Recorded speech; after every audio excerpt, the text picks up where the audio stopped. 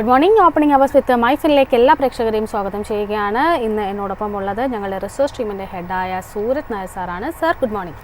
Happy morning Anila. Sir, ആദ്യം നമുക്ക് market അപ്ഡേറ്റ്സിലേക്ക് പോകാം. മാർക്കറ്റിനെ സംബന്ധിച്ചിട്ട് ഇന്നലെ ഒരു ബുൾസിൻ്റെ ഒരു ബൗൺസ് ബാക്ക് നടത്തി എങ്കിൽ പോലും ഇന്നിപ്പോൾ ആദ്യ മിനിറ്റുകളിൽ ആ ഒരു നേട്ടമെല്ലാം തന്നെ കൈവിട്ടിരിക്കുകയാണ്. വീണ്ടും 24,700 എന്നൊരു ലെവലും കൈവിട്ടുകൊണ്ട് ഏകദേശം ഒരു 60ഓളം പോയിൻറ്റ്സിൻ്റെ വളരെ മാർജിനലായിട്ടൊരു ഇടിവാണ്. എന്നിരുന്നാൽ പോലും ആ ഒരു ലെവൽ കൈവിട്ടിരിക്കുകയാണ്. 24,662 എന്ന നിലയിലാണ് ഇന്നിപ്പോൾ ട്രേഡിംഗ് നടന്നു വരുന്നത്. സെക്ടേഴ്സ് പരിശോധിക്കുകയാണെങ്കിലും വളരെ ചുരുക്കം ചില സെക്ടേഴ്സിൽ മാത്രമാണ് വളരെ മാർജിനലായിട്ടൊരു പോസിറ്റീവ് ടോൺ കാണാൻ സാധിക്കുന്നത്. മറ്റുള്ള സെക്ടേഴ്സിൽ എല്ലാം തന്നെ ഇടിവ് തന്നെയാണ് കാണുന്നത്. PSU ബാങ്ക് ഇൻഡെക്സ് മാത്രമാണ് ഒരല്പം ഡിഫൻസീവ് മോഡിൽ നിൽക്കുന്നതും അതും വളരെ ശക്തമായിട്ടൊരു മൂവ്മെൻ്റ് എന്ന് പറയാൻ സാധിക്കുകയില്ല. വളരെ ഫ്ലാറ്റ് ആയിട്ടൊരു ടോണിൽ മാത്രമാണ് പോസിറ്റീവ് ടോൺ മെയിൻറ്റെയിൻ ചെയ്ത് നിൽക്കുന്നത്. ബാങ്ക് നിഫ്റ്റിയിലേക്ക് എത്തുകയാണെങ്കിൽ 55,445.05 എന്ന നിലയിൽ ഏകദേശം 0.14% നേരിയൊരു ഇടിവാണ് റിപ്പോർട്ട് ചെയ്തിരിക്കുന്നത്. അതേസമയം ശക്തമായ വിൽപ്പനാ സമ്മർദ്ദം നേരിട്ടിരിക്കുന്ന സെക്ടേഴ്സ് പരിശോധിക്കുകയാണെങ്കിൽ നിഫ്റ്റിയുടെ ബ്രോഡർ മാർക്കറ്റിൽ നിഫ്റ്റിയുടെ ഓയിൽ ആൻഡ് ഗ്യാസ് സൂചികയിലാണ് ഏറ്റവും ശക്തമായിട്ട് ഇടിവ് രേഖപ്പെടുത്തിയിരിക്കുന്നത്. ഏകദേശം 0.5% മുകളിലുള്ളൊരു ഇടിവിലേക്കാണ് നീങ്ങിയിരിക്കുന്നത്. സുരേഷ് സാർ, ഇന്നിപ്പോൾ മാർക്കറ്റിലേക്ക് പൊതുവെ നോക്കുകയാണെന്നുണ്ടെങ്കിൽ തുടർച്ചയായിട്ട്, അതായത് ഇപ്പോൾ US മാർക്കറ്റിലേക്ക് വരുമ്പോൾ വളരെ ശക്തമായിട്ട് അപ്സൈഡ് മൂവ്മെൻറ്റ് കാണുകയും ഇന്ത്യൻ മാർക്കറ്റിലേക്ക് വരുമ്പോൾ സാധാരണഗതിയിൽ പണ്ടൊക്കെ അതിൻ്റെ ഒരു പ്രൊപ്പോർഷനായിട്ടൊരു മൂവ്മെൻറ്റ് ആയിരുന്നു കണ്ടിരുന്നെങ്കിൽ ഇപ്പോൾ അതിന് അത്തരത്തിലൊരു റിലേറ്റിവിറ്റി ഒന്നും തന്നെ നമുക്ക് ഈ ഒരു ഇന്ത്യൻ മാർക്കറ്റ് US മാർക്കറ്റുമായിട്ട് കാണാൻ സാധിക്കുന്നില്ല. ഇന്നലെ വളരെ ശക്തമായിട്ടൊരു നോട്ടിൽ ക്ലോസ് ചെയ്യാൻ US മാർക്കറ്റിന് സാധിച്ചു. ഇന്ത്യയെ സംബന്ധിച്ച് ആരംഭിച്ചിരിക്കുന്നത് തന്നെ ഒരു നെഗറ്റീവ് ടോണിലാണ്. സാറിൻ്റെ ഒരു വ്യൂ എന്താണ്? അനിൽ, അതിനേക്കാളും ഇമ്പോർട്ടൻ്റ് ആയിട്ടുള്ള വളരെ സന്തോഷകരമായിട്ടുള്ളൊരു കാര്യം ഗ്ലൂം ആൻഡ് ഡൂമിൻ്റെ ഇടയ്ക്ക് ചില നല്ല സന്തോഷപ്പെട്ട വാർത്തകൾ നമ്മളത് ഷെയർ ചെയ്തില്ലെങ്കിൽ നമുക്ക് ഒരിക്കലും സമാധാനം വരില്ല എന്നുള്ളതാണ്.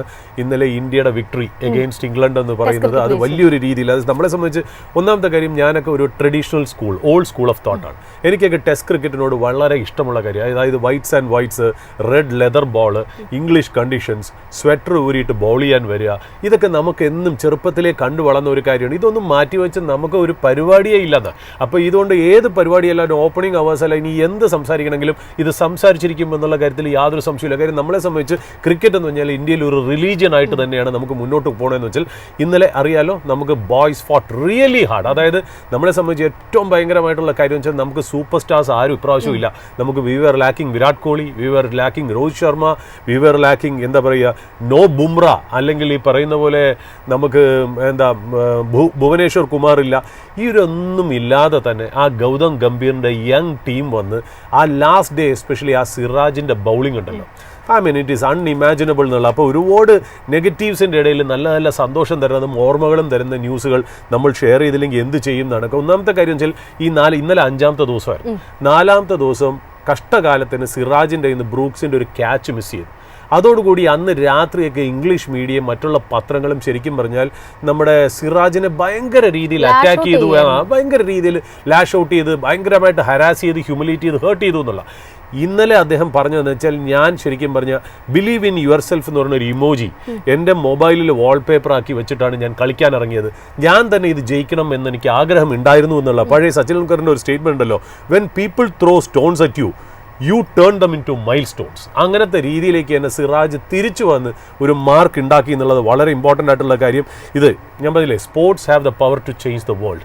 അതുകൊണ്ട് അതൊരിക്കലും നമുക്കിത് പറയാതിരിക്കാൻ പറ്റില്ല. അതായത് we do not buy superstars, we make them, and Siraj is a superstar for India and congratulations young Indian cricket team എന്ന് പറഞ്ഞുകൊണ്ട് തന്നെ നമ്മൾ ഇത് തുടങ്ങുന്നു എന്നുള്ള. പക്ഷേ ഞാൻ ഈ ക്രിക്കറ്റ് ഉൾപ്പെടുത്തിയതിന് വേറൊരു കാര്യമുണ്ട്, നെവർ മെസ് അഗെയിൻസ്റ്റ് ഇന്ത്യ എന്നുള്ളൊരു മെസ്സേജും കൂടെ നമ്മൾ കൊടുക്കുന്നു എന്നുള്ളതാണ്. അത് ഇംഗ്ലീഷ് മീഡിയ ക്രിക്കറ്റിനാണെങ്കിൽ നമ്മളിത് ട്രംപിന് എഗെയിൻസ്റ്റ് അല്ലെങ്കിൽ യൂറോപ്യൻ യൂണിയൻ എഗെയിൻസ്റ്റ് ഉള്ള വാക്ക് തന്നെയാണ് എന്നുള്ളതാണ്. നമുക്കറിയാലോ, ഈ പറയുന്ന പോലെ ട്രംപ് അദ്ദേഹത്തിൻ്റെ സോഷ്യൽ മീഡിയ പ്ലാറ്റ്ഫോം, ഈ അദ്ദേഹത്തിൻ്റെ സോഷ്യൽ മീഡിയ പ്ലാറ്റ്ഫോം എന്ന് പറയുന്ന കാര്യം അറിയോ, ഈ ട്രൂത്ത് സോഷ്യൽ എന്ന് പറയുന്ന സാധനം ഏതാണ്ട് അദ്ദേഹം സ്പോൺസർഡ് ആയിട്ടുള്ളൊരു സാധനമാണ്. അതിൻ്റെ റവന്യൂ എന്ന് പറയുന്നത് ആഡ് റവന്യൂ ആണ്. അപ്പോൾ അതിൽ കൂടുതൽ പോസ്റ്റ് ചെയ്ത് അവർ ഓരോരുത്തർ ഷെയർ ചെയ്യുന്നതോടുകൂടി അതിന് നല്ല രീതിയിൽ റവന്യൂ കിട്ടാൻ വേണ്ടി അദ്ദേഹം പ്രസിഡൻ്റായിട്ട് ചാർജ് എടുത്തതിന് ശേഷം ഈ ട്രൂത്ത് സോഷ്യലിൽ കൂടെ ബ്രോഡ്കാസ്റ്റ് ചെയ്യുക എന്നുള്ള സ്ഥിരം പരിപാടിയായിട്ട് വന്നിരിക്കുന്ന പല കോൺട്രവേഴ്സിയൽ ആയിട്ടുള്ള സ്റ്റേറ്റ്മെൻറ്റ് തന്നെയാണ്. Unbecoming of N US president എന്നുള്ള രീതിയിലാണ് പല ടോക്സും വാക്കുകളും സ്റ്റേറ്റ്മെൻറ്റും യൂസ് ചെയ്യണേ എന്നുള്ളതാണ്. നമ്മളിത് കഴിഞ്ഞ ആഴ്ച നമ്മൾ പറഞ്ഞു വെച്ചിരുന്നു എന്നുള്ള. ഇപ്പോൾ സോഷ്യൽ മീഡിയ പ്ലാറ്റ്ഫോമിൽ കൂടെ ട്രൂത്ത് സോഷ്യലിൽ കൂടെ അദ്ദേഹം പറഞ്ഞിരിക്കുന്നത്, says New Delhi buying massive amount of Russian crude and selling it for big profits എന്നുള്ള, അതായത് ഇന്ത്യൻ കമ്പനി സെല് ചെയ്യണ പ്രോഫിറ്റിനെ കുറിച്ച് അദ്ദേഹം അവിടെ ഇരുന്ന് കൺസേൺഡ് ആയിട്ട് നിൽക്കുക എന്നുള്ളത്. 2, they don't care how many people in Ukraine are being killed by Russian war machines. Because of this, I will be substantially raising the tariff paid by India എന്നുള്ളൊരു big statement ആണ് Trump ഈ പറഞ്ഞിരിക്കുന്നത് എന്നുള്ളതാണ്. അപ്പോൾ അതിലാദ്യമായിട്ട് നമ്മൾ ഇത്രയും നാൾ ഒരു ഇന്ത്യൻ കൗണ്ടർ പാർട്ട്, അതായത് നമ്മുടെ Indian ministry of external affairs ആയാലും ശരി, ministry of trade and commerce ആണെങ്കിലും ശരി, പ്രൈം മിനിസ്റ്റേഴ്സ് ഓഫീസ് ആണെങ്കിലും ശരി, അല്ലെങ്കിൽ മിനിസ്ട്രിന്നോ ഗവൺമെൻറ് ഒഫീഷ്യൽസോ ഏത് ഡിപ്ലോമാറ്റിക് ലെവലിലും നമ്മുടെ മെസ്സേജിങ് അല്ലെങ്കിൽ നമ്മൾ എന്നും ഇതിനെ റെസ്പോണ്ട് ചെയ്തിരിക്കുന്നത് ഗാർഡഡായിട്ടും മെഷേർഡായിട്ടും വളരെ മെച്ചുവറായിട്ടും റാഷണലുമായിട്ടും നമ്മൾ പെരുമാറിയെന്നുള്ളത്. ബട്ട് ഇന്നലെ ഇന്ത്യയെ സംബന്ധിച്ച് one of the targeted and pointed by point ഒരു റീബട്ടലാണ് ഇന്ത്യ കൊടുത്തതെന്നുള്ള ഒരു 6 point ഒരു സ്റ്റേറ്റ്മെൻ്റ് ആണ് Indian ministry of external affairs അതിന് കൊടുത്തിരുന്നു എന്നുള്ളത്. First time India has hit back really hard എന്നുള്ളത് നമ്മൾ പറഞ്ഞു വെക്കേണ്ടിയിരിക്കുന്നു എന്നുള്ള. അപ്പോൾ അതിനകത്ത് ശരിക്കും പറഞ്ഞാൽ MEA ഡിഫെൻഡ് ചെയ്യണം. അതായത് ഇന്ത്യയുടെ എന്താ പറയുക നാഷണൽ ഇൻട്രസ്റ്റും എനർജി സെക്യൂരിറ്റി കൺസേണും കൺസിഡർ ചെയ്തിട്ടാണ് ഞങ്ങൾ ഈ ഓയിൽ പർച്ചേസ് ഒക്കെ നടത്തുന്നത് എന്നുള്ളത് പ്രത്യേകം പറഞ്ഞു വയ്ക്കുന്നു. അതുമാത്രമല്ല, റഷ്യ യുക്രൈൻ യുദ്ധം തുടങ്ങിയതിന് ശേഷം മേജർ സപ്ലയേഴ്സിൻ്റെ കയ്യിലുള്ള സപ്ലൈ ഡൈവേർട്ട് ചെയ്ത് വെസ്റ്റേൺ കൺട്രീസിലേക്ക് കൊടുത്തപ്പോൾ ഞങ്ങൾക്ക് റഷ്യയിൽ നിന്ന് ഓയിൽ മേടിക്കാതെ നിർവാഹമില്ലായിരുന്നു എന്നുള്ളതാണ്.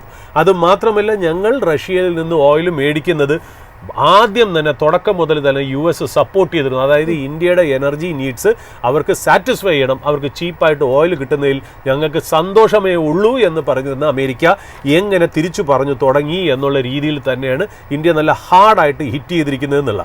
അപ്പോൾ എന്താ പറയുക, ഇന്ത്യയുടെ ഒരു സ്റ്റേറ്റ്മെൻറ്റിൽ ഏറ്റവും വലിയ രസകരമായിട്ടുള്ള കാര്യം തരും. ഇന്ത്യ പറയുന്നത് വെച്ചാൽ ഞങ്ങൾ ചെയ്യുമ്പോൾ മാത്രമേ കുറ്റമുള്ളൂ, നിങ്ങൾ ചെയ്യുമ്പോൾ ഇതിനൊന്നും കുറ്റമില്ലേ എന്നുള്ള. അതായത് ഇന്ത്യ പറയണതെന്ന് വെച്ചാൽ 2024 യൂറോപ്യൻ യൂണിയൻ റഷ്യയായിട്ടുള്ള ഗുഡ്സിൻ്റെ ബൈലാറ്ററൽ ട്രേഡ് €67 ബില്യൺ ആണ്. അത് മാത്രമല്ല 2023 EU റഷ്യയും തമ്മിലുള്ള സർവീസസ് ട്രേഡ് 17 ബില്യൺ യൂറോ. അപ്പോൾ 67 ബില്യൺ യൂറോൻ്റെയും 17 ബില്യൺ യൂറോൻ്റെ സർവീസസും 67 ബില്യൺ ഗുഡ്സ് ട്രേഡഡും 17 ബില്യൻ്റെ സർവീസസും യൂറോപ്യൻ യൂണിയനും റഷ്യനും ആവാം. അവർക്ക് തമ്മിൽ പാടില്ല, പക്ഷേ ഇന്ത്യക്ക് പാടില്ല എന്നുള്ള രീതിയിലാണ് യൂറോപ്യൻ യൂണിയന്റെ സാങ്ഷൻ തന്നെ. അപ്പോൾ അതുകൂടാതെ തന്നെ എന്താ പറയുക, ശരിക്കും പറഞ്ഞാൽ ഈ ഫിഗേഴ്സ് ഉണ്ടല്ലോ, നമ്മൾ യൂറോപ്യൻ യൂണിയന്റെ ഫിഗേഴ്സ് പറഞ്ഞല്ലോ, അത് നമ്മുടെ ടോട്ടൽ ട്രേഡിനേക്കാളിലും എത്രയോ വലുതാണ് ഈ ഫിഗേഴ്സ് എന്നുള്ളതാണ് രസകരമായിട്ടുള്ള കാര്യം. യൂറോപ്പ് ഏതാണ്ട് റഷ്യയുടെ നിന്ന് ഓയിൽ മാറ്റി വെച്ചുള്ള എനർജി റിക്വയർമെന്റ്സ് ഒക്കെ ഇമ്പോർട്ട് ചെയ്യാണ് ചെയ്തത്, എസ്പെഷ്യലി LNG. ഈ LNG 2022 15.2 മില്യൺ ടൺസ് ആണ് ഇമ്പോർട്ട് ചെയ്തെങ്കിൽ 2024 ആയപ്പോഴത്തേക്കും 16.5 മില്യൺ ടൺസ് ആയിട്ട് ഉയർത്തി എന്നുള്ളത്. ഇതൊക്കെ വാറുണ്ടായിരുന്ന സമയത്താണ്, റെക്കോർഡ് ഹൈ ആണ്. അപ്പോൾ അതൊന്നും അവർക്കൊരു പ്രശ്നമല്ല. അതുമല്ല, നേച്ചർ ഓഫ് യൂറോപ്യൻ ട്രേഡിൽ ഗോസ് ബിയോണ്ട് എനർജി എന്നുള്ള. പിന്നെ എന്തൊക്കെയാണ് വെച്ചാൽ fertilisers, chemicals, mining products, iron and steel, machinery, ഇതെല്ലാം യൂറോപ്യൻ യൂണിയൻ റഷ്യയിൽ നിന്ന് ഇമ്പോർട്ട് ചെയ്യുന്നുണ്ട്. അപ്പോൾ ഇതൊന്നും വാർ ഫണ്ടിങ് അല്ല, ഇന്ത്യ ചെയ്യുന്നത് മാത്രമാണ് വാർ ഫണ്ടിങ് എന്നാണ് യൂറോപ്യൻ യൂണിയനും ട്രംപും പറയുന്നതെന്നുള്ള രസം. ഇനിയിപ്പോൾ യൂറോപ്യൻ യൂണിയൻ മാറ്റിവെക്കുക. ഇനിയിപ്പോൾ US-ന്റെ കാര്യം നോക്കുക. US എന്തൊക്കെയാണ് ഇമ്പോർട്ട് ചെയ്യണത്? Critical minerals from Russia, including uranium, hexafluoride for nuclear industry, palladium for electric vehicles, fertilisers, മറ്റുള്ള കെമിക്കൽസിലും US റഷ്യയിൽ നിന്ന് ഇമ്പോർട്ട് ചെയ്യണം. അതൊന്നും വാർ ഫണ്ടിങ് അല്ലെന്നേ. ഇന്ത്യ ചെയ്യുന്നത് മാത്രമാണ് വാർ ഫണ്ടിങ്. യൂറോപ്യൻ യൂണിയൻ ചെയ്യുന്നതും ഫണ്ടിങ് അല്ല, ഈ അമേരിക്ക ചെയ്യുന്നതും ഫണ്ടിങ് അല്ല. ക്രൂഡ് മാത്രം മേടിക്കുന്നത് കാരണം നമ്മൾ ഏതാണ്ട് റഷ്യയുടെ വാറിനെ നമ്മൾ സ്പോൺസർ ചെയ്യുന്നു, ഫണ്ട് ചെയ്യുന്നു എന്നുള്ള രീതിയിലാണ്. അപ്പം ഓയിൽ മാറ്റി വെച്ച് എന്ത് മേടിച്ചാലും ബാക്കി എല്ലാവരും നന്നായി എന്നുള്ള രീതിയിലാണ് ട്രംപും US പറഞ്ഞത്. അപ്പോൾ ഇന്ത്യ ശരിക്കും പറഞ്ഞാൽ പറഞ്ഞത് വെച്ചാൽ ഇത് അൺജസ്റ്റിഫയബിൾ ആൻഡ് അൺറീസണബിൾ എന്നുള്ളതാണ്. അത് മാത്രമല്ല, ഇന്ത്യ പ്രത്യേകം പറഞ്ഞു ഇതൊരു ഡബിൾ സ്റ്റാൻഡേർഡ്സ് ആണ് എന്നുള്ളത് ഇന്ത്യ വളരെ ക്ലിയർ ആയിട്ട് ആഞ്ഞടിക്കുന്നു എന്നുള്ള. India reaffirmed its commitment to securing its national interest. Economic ഇൻട്രസ്റ്റും നാഷണൽ ഇൻട്രസ്റ്റും എനർജി സെക്യൂരിറ്റി നീഡ്സും നമ്മൾ പ്രൊട്ടക്ട് ചെയ്യാൻ നമ്മൾ ബാധ്യസ്ഥരാണ്, നമ്മളത് ചെയ്തിരിക്കും എന്നുള്ള രീതിയിൽ തന്നെയാണ് ഇന്ത്യ മുന്നോട്ട് പോകണമെന്നുള്ള. അത് മാത്രമല്ല, ഇതിപ്പോൾ വല്ലാത്തൊരു ഫിക്സിലേക്കാണ് കാര്യം വരുന്നതെന്നുള്ള. ഇപ്പോൾ എങ്ങനെ വന്നാലും അമേരിക്കയ്ക്ക് ചൈനയായിട്ട് ഒരു ട്രൂസിലേക്ക് പോകണം. നമ്മൾ എത്രത്തോളം മസിൽസ് ഒക്കെ ഫ്ലക്സ് ചെയ്താലും China is A very important trading partner in the global supply chain.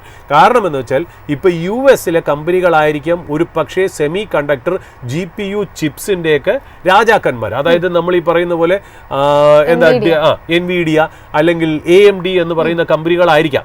പക്ഷേ ഇതിനൊക്കെ റോ മെറ്റീരിയൽസ് വേണം. ഈ റോ മെറ്റീരിയൽസ് ഏതാ? ക്രിട്ടിക്കൽ മിനറൽസ് ആണ്. ക്രിട്ടിക്കൽ മിനറൽസും മാഗ്നറ്റ്സും ആണ് ശരിക്കും പറഞ്ഞാൽ ചൈന അവരുടെ വജ്രായുധമായിട്ട് യൂസ് ചെയ്ത് മറ്റുള്ള കൺട്രിക്ക് എഗെയിൻസ്റ്റും US എഗെയിൻസ്റ്റും അവർ യൂസ് ചെയ്തെന്നുള്ള. അപ്പോൾ ആ ഒരു കാരണത്താൽ തന്നെയാണ് ശരിക്കും പറഞ്ഞാൽ US ബാക്ക് ഫുട്ടിലായത്. അത് മാത്രമല്ല, ഈ സെലൻസ്കി ആയിട്ട് നേരിട്ട് പബ്ലിക്കായിട്ട് അദ്ദേഹത്തിനെ ശരിക്കും പറഞ്ഞാൽ ഹ്യൂമിലിയേറ്റ് ചെയ്തൊരു വ്യക്തിയാണ് ട്രംപ്. എന്നിട്ടും സെലൻസ്കിയുടെ സൈഡ് നിൽക്കുന്നത് എന്തുകൊണ്ടാണ്? സെലൻസ്കിയോടുള്ള സ്നേഹം കൊണ്ടോ യുക്രൈനിലെ ജനങ്ങളോടുള്ള സ്നേഹം കൊണ്ടൊന്നുമില്ല.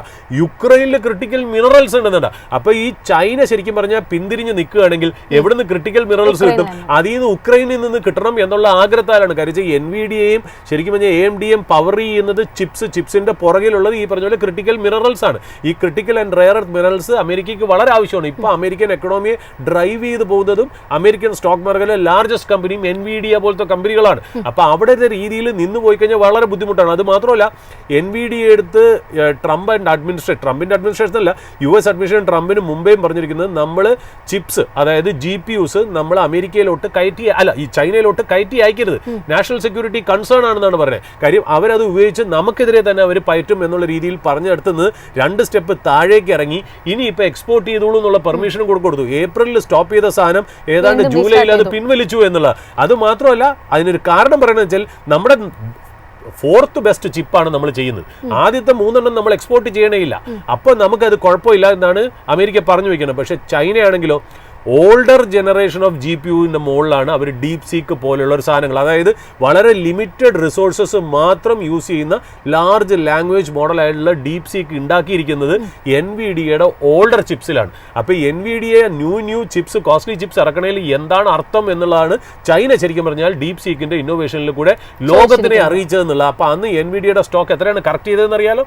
അത് മാത്രമല്ല, ഈ അമേരിക്ക ട്രംപ് തിരിച്ചു വന്ന് പതുക്കെ ചൈനയായിട്ടൊരു സ്നേഹം പ്രകടിപ്പിച്ച് തിരിച്ച് ആ ഡീലിലേക്ക് കൊണ്ടുവരികയാണ്. ആ ചൈന വളരെ ക്ലിയർ ആയിട്ട് US-നോട് ഇൻഡയറക്ട്ലി പറഞ്ഞു വെച്ചിട്ടുണ്ട്, we are firm on buying oil from Russia എന്നുള്ളത്. അപ്പം ഞങ്ങൾ റഷ്യയിൽ നിന്ന് ഞങ്ങൾ മേടിച്ചുകൊണ്ടേയിരിക്കും. ഞങ്ങളുടെ എനർജി നീഡ്സ്, കൺട്രിയുടെ എനർജി സെക്യൂരിറ്റി സെക്യൂർ ചെയ്യുക എന്നുള്ളത് ഞങ്ങളുടെ ജന്മാവകാശമാണ്. അത് ഞങ്ങൾ ചെയ്യും എന്ന് തന്നെ പറഞ്ഞുകൊണ്ടിരിക്കുന്നു. അപ്പോൾ ഇപ്പോൾ ഉള്ള പ്രശ്നം, എങ്ങനെയാണ് അമേരിക്കയ്ക്ക് 2 രാജ്യങ്ങളെ 2 കണ്ണുകളിൽ കൂടെ കാണാൻ പറ്റുന്നത്? ഒരേ കാര്യത്തിന് 2 കണ്ണുകളിൽ കൂടെ കാണാൻ പറ്റില്ല എന്നുള്ള. അപ്പോൾ ഒരു കണക്കിന് ഇന്ത്യൻ ഗവൺമെന്റിന് ആ ചൈനയുടെ സ്റ്റേറ്റ്മെന്റ് ഒരു ആയുധമായി എന്നുള്ളതാണ്. അപ്പോൾ ആ ഒരു മേലായിരിക്കാം ചിലപ്പോൾ ഇന്ത്യക്ക് ഒരു റിന്യൂഡ് ആയിട്ടുള്ള ഒരു കോൺഫിഡൻസ് ഇതിലേക്ക് വന്നതെന്നുള്ളതാണ്. അപ്പോൾ ഇന്ത്യ തീർച്ചയായിട്ടും വളരെ സ്ട്രോങ് ആയിട്ട് തന്നെ റിറ്റാലിയേറ്റ് ചെയ്തിരിക്കുന്നു എന്നുള്ളതാണ്. അപ്പോൾ ഇന്ത്യ ക്ലിയർ ആയിട്ട് പറയുന്നത്, ശരിക്കും പറഞ്ഞാൽ നമ്മുടെ എനർജി സെക്യൂരിറ്റി, നമ്മുടെ എക്കണോമിക് സെക്യൂരിറ്റി ശരിക്കും പറഞ്ഞാൽ ഇതൊക്കെ സെക്യൂർ ചെയ്യേണ്ട ബാധ്യത നമുക്കുണ്ട്. അത് നമ്മൾ ഒരു എക്സ്റ്റേണൽ പ്രഷറിന് നമ്മൾ തല താത്തില്ല എന്നുള്ള രീതിയിൽ തന്നെ ഇന്ത്യ പറഞ്ഞ് മുന്നോട്ട് പോകുന്നു എന്നുള്ളതാണ് വളരെ ഇമ്പോർട്ടൻ്റ് ആയിട്ടുള്ള കാര്യം. ശരിക്കും പറഞ്ഞാൽ ഈ FY25 അപ്പോൾ ഈ പറയുന്ന ട്രംപിൻ്റെ സ്റ്റേറ്റ്മെൻറ്റ് എന്താ? അതായത് നമ്മൾ 88% ഓഫ് ക്രൂഡ് നമ്മൾ പുറത്തുനിന്നാണ് ഇമ്പോർട്ട് ചെയ്യുന്നത്. ആ ഇമ്പോർട്ട് ചെയ്യുന്ന ക്രൂഡ് നമ്മൾ ഡൊമസ്റ്റിക് പർപ്പസിന് യൂസ് ചെയ്യുന്നു, കുറച്ച് നമ്മൾ റിഫൈനിങ്ങും ചെയ്ത് തിരിച്ച് നമ്മൾ എക്സ്പോർട്ട് ചെയ്യുന്നു എന്നുള്ളത്. ഈ എക്സ്പോർട്ട് ചെയ്യണത് വളരെ ലാർജ് പ്രോഫിറ്റ്സ് നമ്മൾ ഉണ്ടാക്കുന്നു എന്നാണ് ട്രംപിൻ്റെ അവകാശവാദം. ഇപ്പോൾ അതിൻ്റെ ലിസ്റ്റ് നമ്മൾ നോക്കുകയാണെങ്കിൽ 2025 നമ്മൾ റിഫൈൻ ചെയ്ത പെട്രോള് നമ്മൾ ഇവിടെ നല്ല ക്രൂഡ് പെട്രോൾ എന്ന് പറയുന്നത് റിഫൈൻ ചെയ്ത ക്രൂഡ് നമ്മൾ ഇന്ത്യയിൽ നിന്ന് നമ്മൾ പുറം രാജ്യങ്ങളിലേക്ക് നമ്മൾ എക്സ്പോർട്ട് ചെയ്യുന്ന കണക്കെടുത്ത് നോക്കിയാൽ ഏറ്റവും കൂടുതൽ അത് മേടിക്കുന്നത് നെതർലാൻഡ്സ് അല്ലെങ്കിൽ ഹോളണ്ട് അല്ലെങ്കിൽ ഡച്ച് എന്ന് പറയുന്ന കൺട്രിയാണ്. ഏതാണ്ട് $13 ബില്യൺ അവർ മേടിക്കുന്നതെന്നുള്ള. രണ്ടാമത്തെ കൺട്രി യുണൈറ്റഡ് അറബ് എമിറേറ്റ്സ് ആണ് നമ്മുടെ റിഫൈൻഡ് ആയിട്ടുള്ള ക്രൂഡ് മേടിക്കുന്നത്. അത് ഏതാണ്ട് $6.4 billion worth of crude, refined crude അവർ മേടിക്കുന്നുണ്ട്. സിംഗപ്പൂർ മേടിക്കുന്നതോ $5 ബില്യൺ. ഓസ്ട്രേലിയ മേടിക്കുന്നതോ $4.5 ബില്യൺ. അവിടെയും നമ്മുടെ റിഫൈൻഡ് ക്രൂഡ് മേടിക്കുന്ന അടുത്ത രാജ്യം ഏതാണെന്നറിയോ? 4.1 billion. It is United States of America. അപ്പോൾ ഈ പറയുന്ന പോലെ ആ അമേരിക്ക ഇത് മേടിച്ച് വെച്ചിട്ടാണ് നമ്മൾ ഈ കുറ്റം പറയുന്നത് എന്നുള്ള അതിനകത്ത് രസമായിട്ടുള്ള കാര്യം. നമുക്ക് എല്ലാവർക്കും അറിയാം 88% നമ്മുടെ ക്രൂഡ് റിക്വയർമെൻറ്റ്സും നമ്മൾ ഇമ്പോർട്ട് ചെയ്തിട്ടാണ് വരുന്നത്. അതിൽ തന്നെ റഷ്യൻ ഓയിൽ 1/3 ഓഫ് നമ്മുടെ ഓയിൽ റിക്വയർമെൻറ്റ്സ് റഷ്യ സാറ്റിസ്ഫൈ ചെയ്യണു എന്നുള്ളതാണ്. India third largest oil consuming നേഷനാണ്. ഫസ്റ്റ് എന്ന് പറയുന്നത് എപ്പോഴും അമേരിക്കയാണ്, രണ്ടാമത് ചൈനയാണ്, മൂന്നാമത് ഇന്ത്യയാണ്. അതുമാത്രമല്ല India is the 4th largest refining nation in the world. ഇതാണ് ഇന്ത്യയുടെ ഈ ഓയിൽ സപ്ലൈ ചെയിനിൽ ഇന്ത്യയുടെ ഒരു സ്ഥാനം എന്ന് പറയുന്നത്. അതുമാത്രമല്ല നമ്മൾ ശരിക്കും പറഞ്ഞാൽ ഇപ്പോൾ ഇന്ത്യ റഷ്യയുടെ നിന്ന് ക്രൂഡ് മേടിക്കുന്നത് നിർത്തുകയാണെങ്കിൽ 1.7 million barrels off day crude ഈ ശരിക്കും പറഞ്ഞാൽ ഈസ് അറ്റ് റിസ്ക് എന്നുള്ളതാണ്. അതായത് ഗ്ലോബൽ സപ്ലൈ ചെയിനിൽ ഒരു റിസ്ക് ഉണ്ടാവും എന്നുള്ളതാണ്. ബട്ട് ഇന്ത്യയെ സംബന്ധിച്ച് ഒരു കാര്യം, ട്രംപ് ഇത്രയൊക്കെ പറയുന്നെങ്കിലും ഇന്ത്യ ഹാർഷായിട്ട് തിരിച്ചതിനെ റെസ്പോണ്ട് ചെയ്തെങ്കിൽ പോലും ഒരു വാസ്തവം എന്ന് വെച്ചാൽ നമുക്ക് ഈ എന്തുകൊണ്ട് നമ്മൾ റഷ്യൻ ക്രൂഡ് മേടിച്ചിരുന്നു, നമുക്ക് അതിനകത്തൊരു പ്രോഫിറ്റബിലിറ്റി അതിനകത്ത് കിട്ടിയിരുന്നു പെർ ബാരൽ. അതായത് ഒരു പാരിറ്റി നമുക്ക് കിട്ടിയിരുന്നു എന്നുള്ള. ഇത് ശരിക്കും പറഞ്ഞാൽ ഏറ്റവും കൂടുതൽ പീക്കായിട്ട് നമുക്ക് കിട്ടിയിരുന്നത് ഒരു ബാരൽ ഓഫ് ഓയിലിന് $30 വരെ നമുക്കൊരു പ്രോഫിറ്റബിലിറ്റി കൂടുതൽ കിട്ടിയിരുന്നു. But over A period of time ഇപ്പോൾ ശരിക്കും പറഞ്ഞാൽ ക്രൂഡ് ഓയിൽ വേൾഡ് മാർക്കറ്റിൽ കുറയുമ്പോൾ ശരിക്കും പണ്ട് നമുക്ക് എന്തുകൊണ്ട് അങ്ങനെ കിട്ടി? കാര്യം ഓയിൽ പ്രൈസസ് കയറി നിന്നപ്പോൾ റഷ്യ ഭയങ്കര ഡിസ്കൗണ്ടിലാണ് കൊടുത്തിരുന്നത്. അത് കാരണം തന്നെ നമുക്ക് പെർ ബാരലിന് നമുക്ക് കിട്ടിയ പ്രോഫിറ്റ് $30 ആണെന്ന് ഇപ്പോൾ നമ്മൾ പറഞ്ഞു വെച്ചല്ലോ. എന്നാൽ ഇപ്പോൾ വേൾഡ് വൈഡ് തന്നെ ക്രൂഡ് നന്നായിട്ട് ഇടിഞ്ഞ സ്ഥിതിക്ക്, അന്നത്തേനേക്കാളും ക്രൂഡ് ഇടിഞ്ഞ സ്ഥിതിക്ക് നമുക്ക് റഷ്യൻ ക്രൂഡിൽ നിന്ന് കിട്ടുന്ന പ്രോഫിറ്റബിലിറ്റി ഒരു $2 തൊട്ട് $5 വരെ ഉള്ളൂ എന്നുള്ളത്. അപ്പോൾ ശരിക്കും പറഞ്ഞാൽ നമുക്ക് ഇതൊരു വലിയൊരു ഇമ്പാക്റ്റ് ഉണ്ടാവാൻ പോണില്ല. നമുക്ക് വേണമെങ്കിൽ ഇത് ഡൈവേർട്ട് ചെയ്ത് നമുക്ക് വേണമെങ്കിൽ USA-യോ വെനിസ്വേലയോ അല്ലെങ്കിൽ മറ്റുള്ള GCC അല്ലെങ്കിൽ ഓയിൽ പ്രൊഡ്യൂസിങ് OPEC നേഷൻസ് ആയിട്ട് നമുക്ക് ടൈപ്പ് ചെയ്ത് പോകാമെന്നേ ഉള്ളൂ നമുക്ക് ശരിക്കും പറഞ്ഞാൽ silently. But high time India gives a statement and India has given it back in black and blue എന്നുള്ളത് നമ്മൾ പറഞ്ഞു വെക്കേണ്ടിയിരിക്കുന്നു എന്നുള്ളതാണ് ശരിക്കും പറഞ്ഞാൽ. ഈ ക്രൂഡിന്റെ കാര്യത്തിൽ ഇത്രയും സംസാരങ്ങൾ ട്രംപ് ഇന്ത്യക്ക് അഗേൻസ്റ്റ് പറഞ്ഞല്ലോ, എന്നിട്ടും ക്രൂഡ് മാർക്കറ്റിൽ വലിയ ചേഞ്ചസ് ഒന്നും വന്നില്ല എന്നുള്ള. നമ്മളിപ്പോൾ ഇന്നലെ നോക്കുകയാണെങ്കിൽ $68.69 പെർ ബാരലിൽ തന്നെ നിൽക്കുന്നു. ശരിക്കും പറഞ്ഞാൽ -0.1% ആയിരുന്നു. അതായത് -0.1% ഡൗൺ ആയിരുന്നു ക്രൂഡിന്റെ വില എന്നുള്ളത്. അപ്പോൾ അത്രത്തോളം ക്രൂഡ് മാർക്കറ്റിനെ അത്ര ഇമ്പാക്ട് ചെയ്തിട്ടില്ല എന്നുള്ളതാണ് കാര്യം. ഇപ്പോൾ ക്രൂഡിനെ ഡ്രൈവ് ചെയ്ത് അല്ലെങ്കിൽ ഓയിലിനെ ഡ്രൈവ് ചെയ്യുന്നു പോകുന്ന റീസൺ OPEC+ കൺട്രീസ് ഒരു പ്രൊഡക്ഷൻ ഇൻക്രീസ് പറഞ്ഞിരുന്നു. ഏതായാലും 5,47,000 ബാരൽ പെർ ഡേ ആയിട്ട് അവർ പ്രൊഡക്ഷൻ ഇൻക്രീസ് ചെയ്യണമെന്ന് പറഞ്ഞത് തന്നെയാണ് ക്രൂഡിനെ ശരിക്കും പറഞ്ഞാൽ സോഫ്റ്റ് ആക്കി നിർത്തുന്നതിനുള്ള. ഇപ്പോൾ നമ്മൾ US മാർക്കറ്റിലേക്ക് നോക്കുകയാണെങ്കിൽ ശരിക്കും പറഞ്ഞാൽ it had a great start for the week. വെള്ളിയാഴ്ച എന്തൊക്കെ നഷ്ടങ്ങളുണ്ടായോ അതൊക്കെ റീകൂപ്പ് ചെയ്ത് ഭയങ്കര സ്ട്രോങ് ആയിട്ടാണ് തിങ്കളാഴ്ച രാത്രി നമ്മുടെ രാത്രി സമയത്തിൽ US മാർക്കറ്റ് പെർഫോം ചെയ്തേ എന്നുള്ളതാണ്. ശരിക്കും പറഞ്ഞാൽ ഡൗ ഏതാണ്ട് +1.34% അപ്പായിരുന്നു. S&P 1.47% അപ്പായിരുന്നു. നാസ്ഡാക്ക് 1.95% അപ്പാണ് എന്നുള്ളതാണ്. ശരിക്കും പറഞ്ഞാൽ അതായത് അമേരിക്കൻ മാർക്കറ്റിൽ ഇപ്പോൾ ഒരു ഇമോഷൻ എന്ന് പറഞ്ഞാൽ 80% പാർട്ടിസിപ്പൻസും വിശ്വസിക്കുന്നത് സെപ്റ്റംബറിൽ ഒരു റേറ്റ് കട്ട് ഉണ്ടാവും എന്നാണ്. ആ സെപ്റ്റംബർ റേറ്റ് കട്ട് കാരണമാണ് ശരിക്കും പറഞ്ഞാൽ US മാർക്കറ്റ് ഇന്നലെ നല്ല രീതിയിലേക്ക് മാർക്കറ്റ് ഡ്രൈവ് ചെയ്തെന്നുള്ള കാര്യം. ട്രംപും ജെറോം പവലും തമ്മിലുള്ള പ്രോബ്ലം കൂടെ ഉണ്ടല്ലോ, അതും ഈ ഇൻട്രസ്റ്റ് റേറ്റ് കട്ടിൻ്റെ കാര്യത്തിൽ തന്നെയാണല്ലോ. അപ്പോൾ ഇൻട്രസ്റ്റ് റേറ്റ് കട്ട് ഓട്ടോമാറ്റിക്കലി വരികയാണെങ്കിൽ FOMCയും നമ്മുടെ പ്രസിഡന്റും തമ്മിലുള്ള ഈ ചെറിയ കശപിശകളൊക്കെ മാറിക്കിട്ടും, ആ ക്ലൗഡ്സ് ഒന്ന് മാറിക്കിട്ടും എന്നുള്ളൊരു പോസിറ്റിവിറ്റിയും ഓപ്റ്റിമിസം കൂടെ മാർക്കറ്റ് ഷെയർ ചെയ്ത കാരണമായിരിക്കണം ഇന്നലെ മാർക്കറ്റ് നന്നായിട്ട് കയറി എന്നുള്ളതാണ്. അപ്പോൾ ശരിക്കും പറഞ്ഞാൽ റേറ്റ് കട്ടിൻ്റെ കാര്യം മാർക്കറ്റ് ഫാക്ടറിങ് ചെയ്യുന്നതോടുകൂടി ബോണ്ട് ഈൽഡുകൾ താഴേക്ക് വരും എന്നുള്ളത്. അപ്പോൾ ഇന്നലെ നമ്മൾ നോക്കുകയാണെങ്കിൽ 10-year bond yield it's continue to fall, ഏതാണ്ട് 4.2% ആയിട്ട് കുറഞ്ഞിരിക്കുന്നു എന്നുള്ളതാണ്. ഡോളർ ഇൻഡെക്സ് ശരിക്കും പറഞ്ഞാൽ ഒരു റേഞ്ച് ബൗണ്ടാണ്, 98.8 ആണ്. ജൂലൈയിൽ മാത്രം 3.5% കയറിയിരുന്ന ആ ഒരു എന്താ പറയുക ഡോളർ ഇൻഡെക്സ് ഒരു 98 പോയിന്റ് ആയിട്ട് കുറഞ്ഞിരിക്കുന്നു എന്നുള്ള. ഇപ്പം നമ്മൾ ഇന്ത്യൻ മാർക്കറ്റിലേക്ക് അല്ലെങ്കിൽ ഡൊമസ്റ്റിക് ബോർസസിലേക്ക് വരികയാണ്. ഇപ്പോൾ നമ്മൾ വാൾ സ്ട്രീറ്റിൻ്റെ കാര്യങ്ങളൊക്കെ സംസാരിച്ചു കഴിഞ്ഞല്ലോ, നമ്മൾ ഇന്ത്യൻ മാർക്കറ്റിലേക്ക് വരുമ്പോൾ നമുക്ക് മനസ്സിലാവുന്നത് ഇന്നും ഇന്നലെയുമായിട്ട് RBIയുടെ മോണിറ്ററി പോളിസി MPC മീറ്റിംഗ് നടന്നുകൊണ്ടിരിക്കുകയാണ്. നാളെയാണ് ശരിക്കും പറഞ്ഞാൽ നമ്മൾ അവരുടെ RBI മോണിറ്ററി പോളിസി പുറത്തേക്ക് വരുന്നത്. ലാർജ്ലി നമ്മുടെ കൺസെൻസസ് എസ്റ്റിമേറ്റ് പറയുന്നത് repo rates will remain unchanged എന്നുള്ളതാണ്. അതായത് ഇൻട്രസ്റ്റ് റേറ്റിൽ യാതൊരു രീതിയിലും കട്ട് വരുന്നില്ല. കാര്യം കഴിഞ്ഞ പ്രാവശ്യത്തെ MPC മീറ്റിംഗിൽ നമ്മൾ ഫ്രണ്ട് ലോഡ് ചെയ്ത് 25ൻ്റെ കൂടെ ഇപ്പോൾ വരുന്ന 25 കൂടെ നേരത്തെ തന്നെ നമ്മൾ കട്ട് ചെയ്ത് 50 ബേസിസ് പോയിന്റ്സ് കുറച്ച് എക്കണോമിയെ ഒന്ന് ഡൊമസ്റ്റിക് കൺസംഷൻ ട്രിഗർ ചെയ്യാനായിട്ട് നമുക്ക് ശരിക്കും പറഞ്ഞാൽ RBI മുന്നേ തന്നെ ഒരു സ്റ്റാൻഡ് എടുത്തിരുന്നു എന്നുള്ള ബട്ട് ഒരു അണ്ടർലൈനിങ് കോറസ് വീണ്ടും നമുക്ക് പാട്ടുപാടി നമുക്ക് പല സ്ഥലത്തു നിന്നും കേൾക്കാൻ പറ്റുന്ന ഒരു കാര്യം എന്താ വെച്ചാൽ നമ്മളിപ്പോൾ ട്രംപിന്റെ ടാരിഫും കൂടെ വന്ന സ്ഥിതിക്ക് നമുക്ക് ഡൊമസ്റ്റിക് എക്കണോമിയെ സ്പർ ചെയ്യണമെന്നുണ്ടെങ്കിൽ കുറച്ചുകൂടി നമ്മളൊന്ന് ഇൻട്രസ്റ്റ് റേറ്റ് കുറയ്ക്കണം. അത് മാത്രമല്ല ഗവൺമെന്റ് കുറച്ചുകൂടി ഫിസ്ക്കൽ മെഷേഴ്സ് കൊണ്ടുവന്നിട്ട് എക്കണോമിയെ ഒന്ന് സ്റ്റിമുലസ് ഒന്ന് കൊണ്ടുവന്നിട്ട് എക്കണോമിയെ കിക്ക് സ്റ്റാർട്ട് ചെയ്യണം, ഡൊമസ്റ്റിക് എക്കണോമിയെ കിക്ക് സ്റ്റാർട്ട് ചെയ്യണം എന്നും കൂടി പറഞ്ഞു വെക്കുന്നവരുണ്ട് എന്നുള്ളതാണ്. ഇന്നലെ ഇന്ത്യൻ മാർക്കറ്റ് ഭേദപ്പെട്ട രീതിയിൽ പെർഫോം ചെയ്തെങ്കിൽ പോലും ബാങ്ക് ഇൻഡെക്സിന്റെ അല്ലെങ്കിൽ ബാങ്ക് നിഫ്റ്റിയുടെ പെർഫോമൻസ് ഒന്നും വലുതായിട്ടില്ല. അപ്പൊ ശരിക്കും നാളത്തെ RBI പോളിസി ബേസ് ചെയ്തിട്ട് ഇന്ന് എങ്ങനെയാണ് ബാങ്ക് നിഫ്റ്റി ഇന്ത്യൻ മാർക്കറ്റിൽ മൂവ് ചെയ്യണേ എന്നുള്ളത് നമുക്ക് ഇമ്പോർട്ടൻ്റ് ആയിട്ട് നോക്കേണ്ടിയിരിക്കുന്നു. ഇപ്പൊ നിഫ്റ്റിയുടെ ലെവൽ നോക്കുകയാണെങ്കിൽ ഒരു ഡൗൺവേർഡ് സപ്പോർട്ട് ലെവൽ വരുന്നത് 24,535 ആണ്. അത് ബ്രേക്ക് ചെയ്തോ എന്ന് എനിക്കറിയില്ല. ഇതുവരെ ബ്രേക്ക് ചെയ്തില്ല. അപ്വേർഡ് റെസിസ്റ്റൻസ് ഏതാണ്ട് 24,900 ആയിട്ട് തന്നെ നിൽക്കുന്നു എന്നുള്ളതാണ്. പിന്നെ ഇപ്പം നമ്മൾ മാർക്കറ്റ് ഇന്റേണൽസ് നോക്കുകയാണെങ്കിൽ FIIs കണ്ടിന്യൂ ടു സെൽ. അതായത് FIIs ഇന്ത്യൻ മാർക്കറ്റിൽ നെറ്റ് സെല്ലേഴ്സ് ആണ്. അതായത് ഒരുപാട് നാളായിട്ട് അവർ സെല് ചെയ്ത് മാറുകയാണ് എന്നുള്ളതാണ് അതിനകത്ത് ഇമ്പോർട്ടൻ്റ്. ഏതാണ്ട് -22,567 crores 2567 കോടിയുടെ സെല്ലിംഗ് ആണ് ശരിക്കും പറഞ്ഞാൽ FIIs സെല് ചെയ്ത്. ബട്ട് ഒരു കാര്യം നമ്മൾ എപ്പോഴും മനസ്സിലാക്കണം, പല മാധ്യമങ്ങളും പല പത്രങ്ങളും റിപ്പോർട്ട് ചെയ്യണത് FIIs ഒഴിയുന്നു എന്ന് പറഞ്ഞു കഴിഞ്ഞാൽ ഇന്ത്യൻ മാർക്കറ്റ് അവർക്ക് വേണ്ട എന്ന് വെച്ച് മറ്റുള്ളവർക്ക് വേണ്ട എന്നുള്ള രീതിയിലല്ല. നമുക്കൊരു ട്രേഡ് നടക്കണമെന്നുണ്ടെങ്കിൽ for every seller there has to be a buyer. നമുക്ക് കാറ്റത്ത് ഒഴുക്കി കളയാനോ അല്ലെങ്കിൽ വെള്ളത്തിൽ അലിയിച്ച് കളയാനോ ഷെയർസിനെ പറ്റില്ല. അവരത് സെല് ചെയ്യുന്നത് ആരോ മേടിക്കുന്നു എന്നുള്ള. For every buyer there will be a seller. FIIs may not be interested in Indian equity markets because of their own reasons. അപ്പോൾ ചിലപ്പോൾ ക്യാഷ് വേണമായിരിക്കാം, അല്ലെങ്കിൽ വാല്യൂഷൻ ഇഷ്യൂസ് ഉണ്ടാവും, അല്ലെങ്കിൽ വേറെ മാർക്കറ്റിൽ ഇൻവെസ്റ്റ് ചെയ്യണമുണ്ടാവും, അല്ലെങ്കിൽ അവർക്ക് US ബോണ്ട് ഈൽഡ് ഇൻവെസ്റ്റ് ചെയ്യണം. അത് പല കാരണങ്ങളായിട്ട് അവർ ഇൻവെസ്റ്റ് ചെയ്ത് അവർ ശരിക്കും പറഞ്ഞാൽ അവർ സെല് ചെയ്തിട്ട് അവർക്ക് മാറാനായിട്ട് അവർക്ക് അവരുടേതായ കാരണങ്ങളുണ്ട്. ബട്ട് ഇന്ത്യയെ സംബന്ധിച്ച് ഡൊമസ്റ്റിക് ഇൻസ്റ്റിറ്റ്യൂഷൻസ്, അതായത് ഹൂ നോസ് ബെറ്റർ, അതായത് ഇന്ത്യൻ മാർക്കറ്റിനെ ഫോറിൻ ഇൻസ്റ്റിറ്റ്യൂഷണൽ ഇൻവെസ്റ്റേഴ്സിനെക്കാളും ഏറ്റവും കൂടുതൽ മനസ്സിലാക്കുന്നതും പരിചയമുള്ളതായിട്ടുള്ള ഡൊമസ്റ്റിക് ഇൻവെസ്റ്റേഴ്സ് ശരിക്കും പറഞ്ഞാൽ അത് നന്നായിട്ട് ബൈ ചെയ്യുന്നു എന്നുള്ളതാണ്. അപ്പോൾ 2567 കോടി FIIs സെല് ചെയ്യുമ്പോൾ തന്നെ 4386 കോടി ഡൊമസ്റ്റിക് ഇൻസ്റ്റിറ്റ്യൂഷൻസ് ബൈ ചെയ്യുന്നു എന്നുള്ള. ബട്ട് ഈ ഡൊമസ്റ്റിക് ഇൻസ്റ്റിറ്റ്യൂഷന്റെ ബൈയിങ്ങിൽ ഒരു ക്യാവിറ്റും കൂടെ പറഞ്ഞു വെക്കാതിരിക്കാൻ പറ്റില്ല. അതൊരു ഓപ്റ്റിമിസം ഉണ്ടോ എന്ന് വെച്ചാൽ ഓപ്റ്റിമിസം ഉണ്ട് ഒരു ആംഗിളിൽ കൂടി. രണ്ടാമത്തെ കാര്യം, ആൾക്കാർ ഇക്വിറ്റിയിലേക്ക് ഇൻവെസ്റ്റ് ചെയ്യുന്നത് എസ്പെഷ്യലി മ്യൂച്വൽ ഫണ്ട് വഴി സിപ്പ് വഴിയുള്ള പൈസ വരുന്നത് കാരണമാണ് മ്യൂച്വൽ ഫണ്ട്. കാര്യം മ്യൂച്വൽ ഫണ്ടിന് ഒരുപാട് നാളൊന്നും ക്യാഷിലിരിക്കാൻ പറ്റില്ല.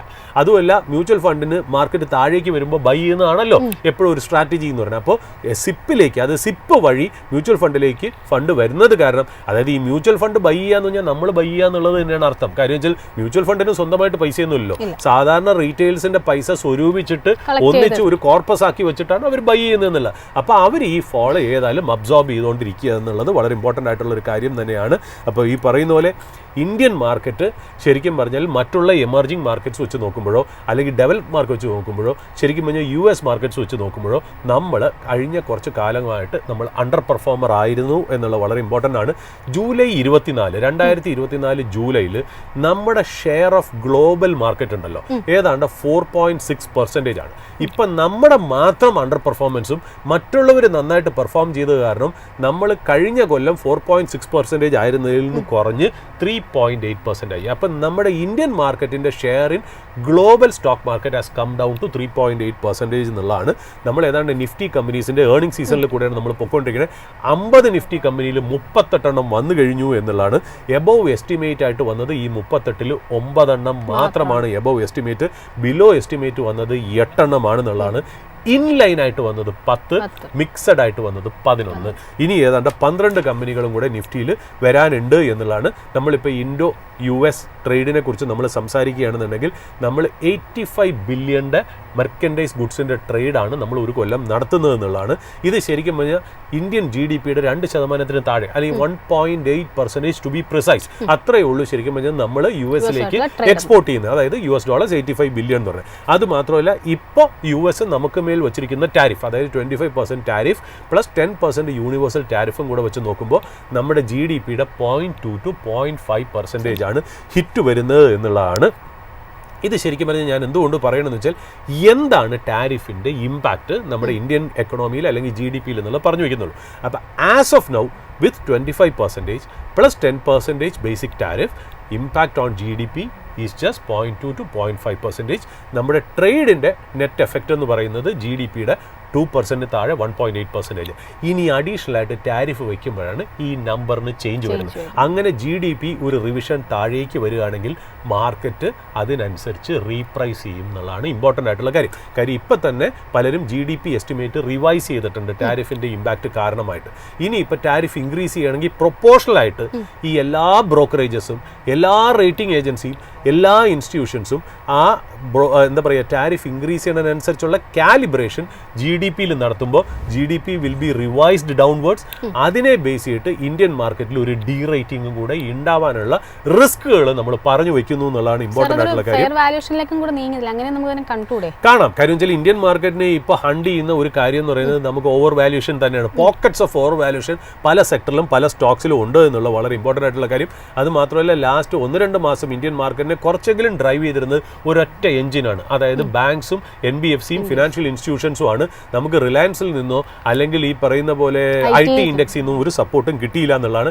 പിന്നെ നമുക്ക് മൂന്നാമത് വന്നിരുന്ന ഒരു ഹെഡ് വിൻഡ് എന്ന് പറയുന്നത് ഇൻസൈഡേഴ്സിന്റെ ബ്ലോക്ക് ഡീലിൽ കൂടെയും മറ്റേ ബൾക്ക് ഡീലിൽ കൂടെയും നന്നായിട്ട് സെല്ല് ചെയ്തു. നമുക്ക് മെയ് മാസം മാത്രം തന്നെ 1,25,00,000 കോടിയുടെ 1.25 lakh crore സെല്ലിംഗ് തന്നെ ഇൻസൈഡേഴ്സ് ചെയ്തു. അത് സബ്സിക്വൻ്റ് ആയിട്ട് ജൂണിലും ജൂലൈയിലും കണ്ടിന്യൂ ചെയ്തു എന്നുള്ളതാണ് ഇമ്പോർട്ടൻ്റ് ആയിട്ടുള്ള കാര്യം. പിന്നെ അത് മാത്രമല്ല പുതിയതായിട്ട് പ്രൊമോട്ടേഴ്സ് പ്ലേസ്മെന്റ് ഷെയർസിന് എടുക്കുന്നത് തന്നെ മാർക്കറ്റ് പ്രൈസിനേക്കാളും 25% ഡിസ്കൗണ്ടിലാണ്. അതായത് പ്രൊമോട്ടർ തന്നെ പല രീതിയിൽ നമ്മളെ മനസ്സിലാക്കി തരുന്നു.